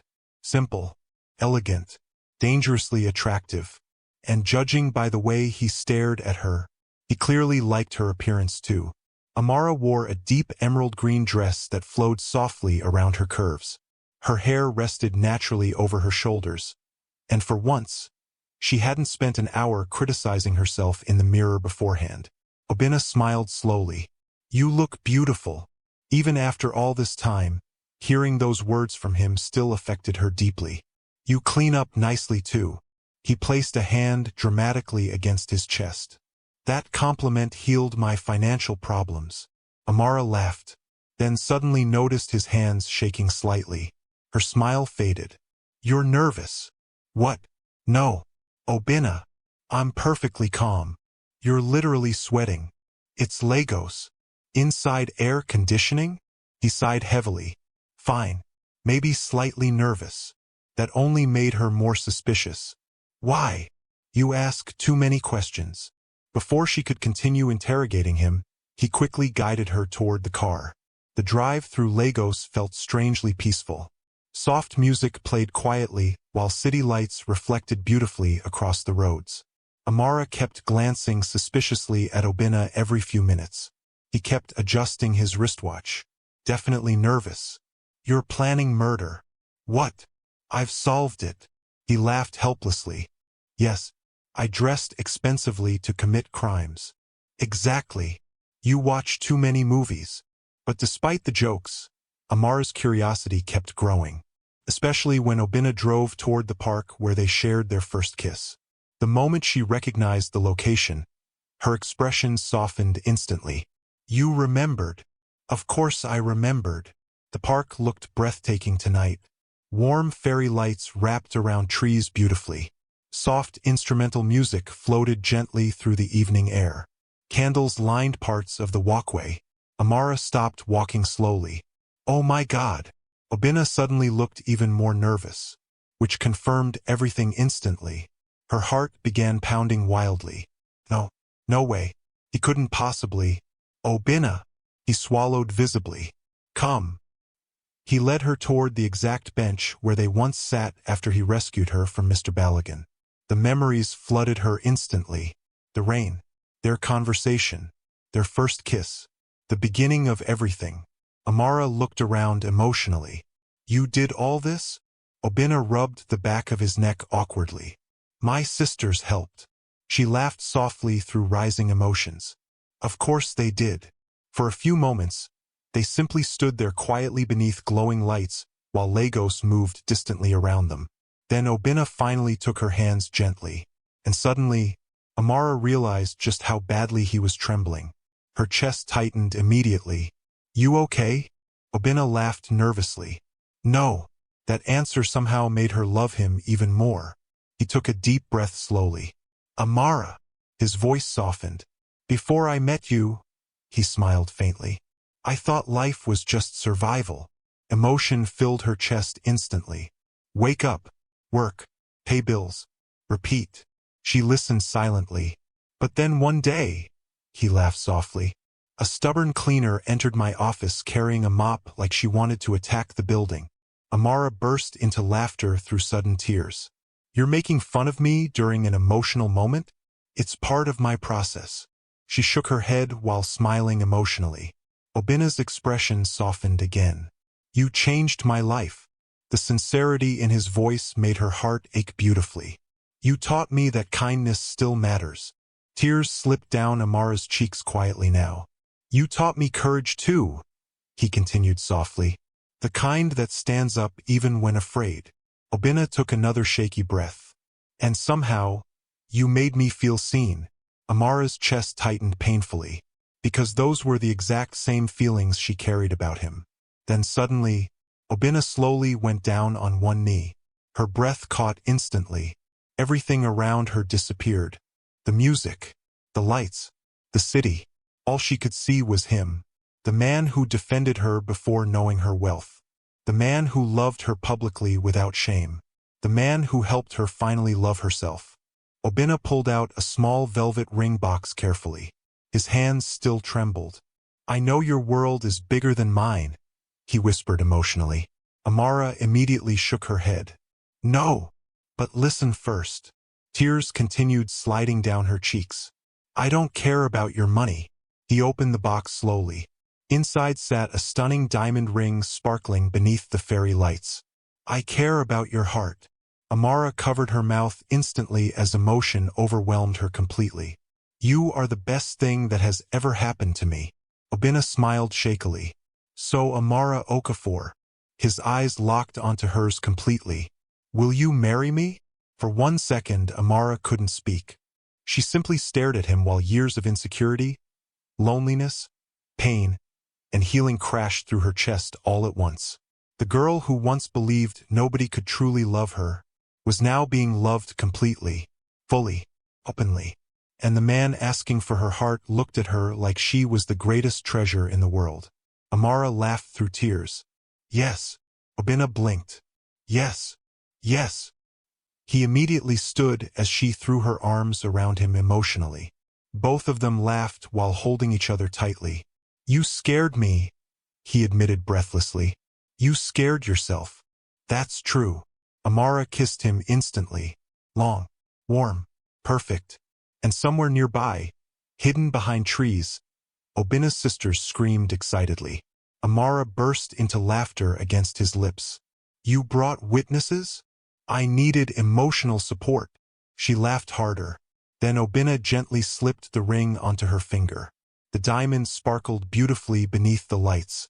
But honestly, nothing shined brighter than the happiness in their eyes. The wedding of Amara Okafor and Obina Nwosu became one of the biggest events Lagos had seen in years. For weeks, social media buzzed nonstop. Business magazines discussed it. Entertainment blogs analyzed every detail. News stations called it the billionaire heiress and the accountant. But for Amara and Obinna, it wasn't about headlines. It was about love. Real love. The kind both of them fought hard to find. On the morning of the wedding, the Okafor mansion overflowed with excitement. Makeup artists rushed through hallways. Bridesmaids screamed over decorations. Family members moved around in expensive traditional outfits while music played loudly downstairs. And in the middle of all the chaos, Amara sat quietly in front of a giant mirror staring at herself.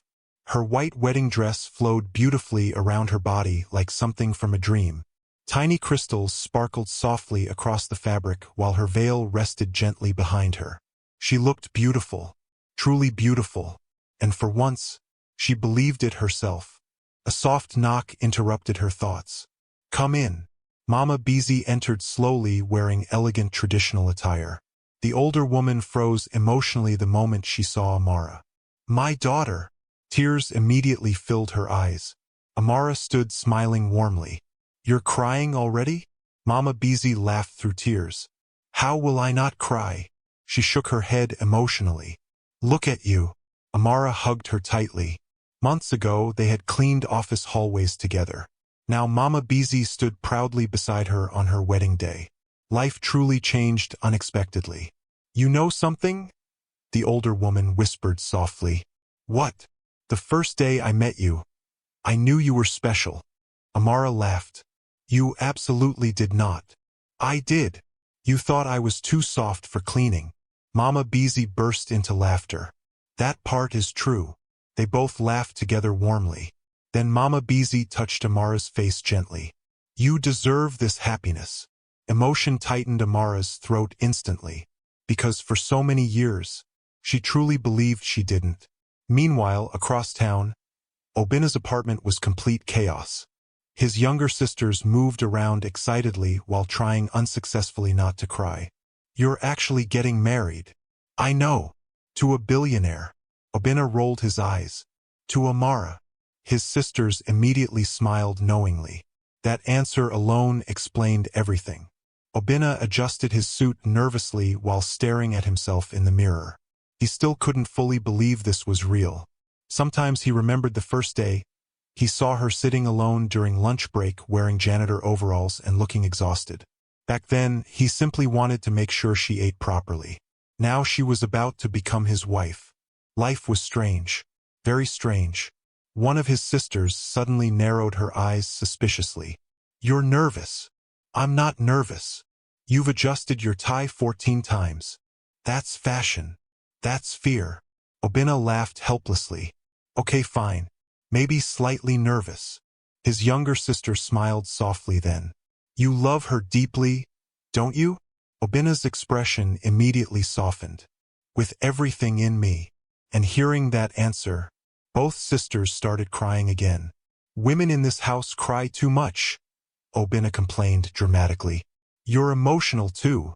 "That's propaganda." The wedding venue looked breathtaking.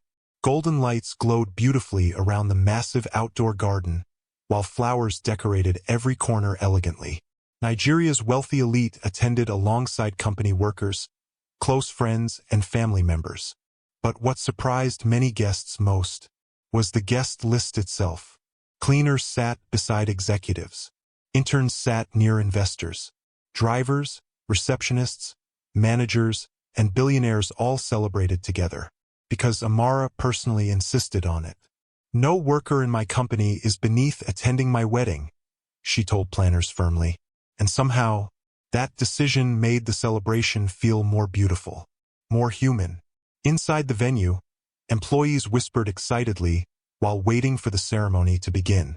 Sandra from marketing leaned toward another worker nervously. "I still can't believe she used to clean our floors." "You insulted her every week." Sandra groaned dramatically. "Please don't remind me." Nearby, Mama Beezy sat proudly in the front row like a queen. And for the first time in years, she truly felt seen too. When the ceremony music finally began, the entire venue fell silent instantly. Everyone turned toward the entrance. And then, Amara appeared. A collective gasp swept across the crowd. She looked radiant, not because she suddenly became thinner, not because she transformed into society's impossible beauty standards, but because happiness glowed visibly from her face. Chief Okafor stood proudly beside his daughter while guiding her slowly down the aisle. As they walked together, Amara looked around emotionally. So many faces, some familiar, some unexpected. Workers who once ignored her now smiled respectfully. People who once mocked her now admired her openly.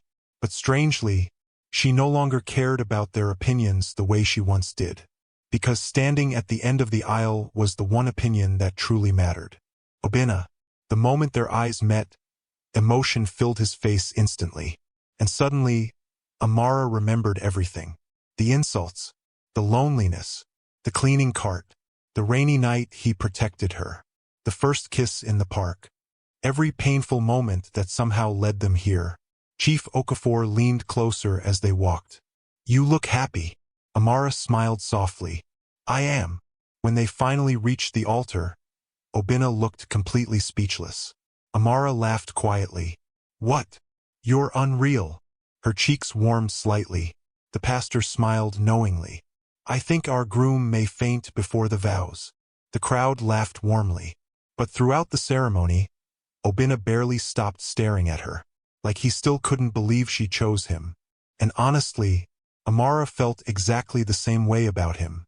During the vows, emotions flooded the entire venue. Obinna held her hands gently while speaking first.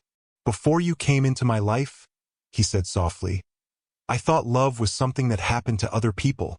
Amara's eyes immediately filled with tears. "You taught me that love isn't about perfection." He smiled faintly. "It's about choosing someone completely." Several guests wiped tears quietly. "You changed my life, Amara." His voice cracked slightly. "And I promise to spend the rest of my life protecting your heart the same way you protected mine." By the time he finished, Amara was openly crying. Then it became her turn. She took a shaky breath. "For years," she whispered emotionally, "I thought I needed to become smaller to deserve love." Silence filled the venue instantly. "But you loved me before I learned how to love myself." Obinna's eyes became emotional too.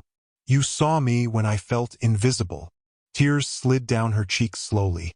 "And every day since meeting you," she smiled softly, "you've made me feel worthy exactly as I am."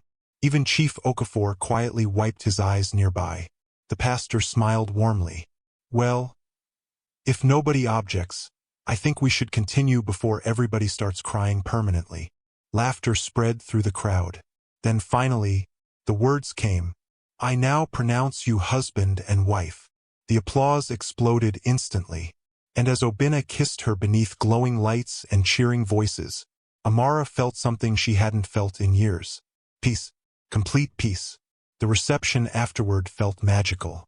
Music filled the air. Guests danced joyfully. Food and laughter flowed endlessly through the night. At one point, Mama Beezy dragged Chief Okafor onto the dance floor while employees screamed excitedly. Even executives danced with cleaners. And somehow, the barriers between people disappeared completely for one beautiful night. Later during the reception, Obinna stood quietly beside Amara, watching employees celebrate together. "You really changed this company," he said softly. Amara leaned gently against him. "No." He looked down at her. "We changed it." Obinna smiled. That answer alone was why he loved her so deeply. Months later, married life settled beautifully around them. Amara officially became CEO of Okafor Global Holdings while Chief Okafor slowly retired from daily operations. Under her leadership, the company expanded internationally. Employees remained fiercely loyal because they knew something rare. Their CEO genuinely cared. Meanwhile, Obinna became one of her strongest advisors. Not because she handed him power unfairly, but because he earned respect naturally through intelligence, honesty, and integrity. Together, they built a company culture centered on dignity. No worker was treated as invisible anymore. No employee suffered silently. And every new staff member heard the same famous company story eventually. The CEO once worked there disguised as a cleaner. One evening after work, Amara stood inside the executive office overlooking Lagos beside her husband. The sunset painted the city gold beautifully below them. Obinna wrapped his arms gently around her waist. "You know something?" "What?" "I still would have fallen for you even if you stayed a janitor forever." Amara laughed softly. "And I still would have chosen you even if you had nothing." Silence settled warmly between them. Then Amara looked out across the city thoughtfully. Years ago, she believed happiness belonged only to beautiful people, confident people, perfect people. But she understood the truth now. Love had found her at her lowest. Not when she looked glamorous. Not when people praised her. Not when she stood on stages as a CEO. But when she pushed a cleaning cart through office hallways believing nobody truly saw her. And somehow, the right person did. Obinna kissed her forehead gently. "You okay?" Amara smiled peacefully. "More than okay." And finally, after years of insecurity, loneliness, and pain, Amara Okafor was truly happy. Thanks for watching. If you enjoy the story, please subscribe to this channel.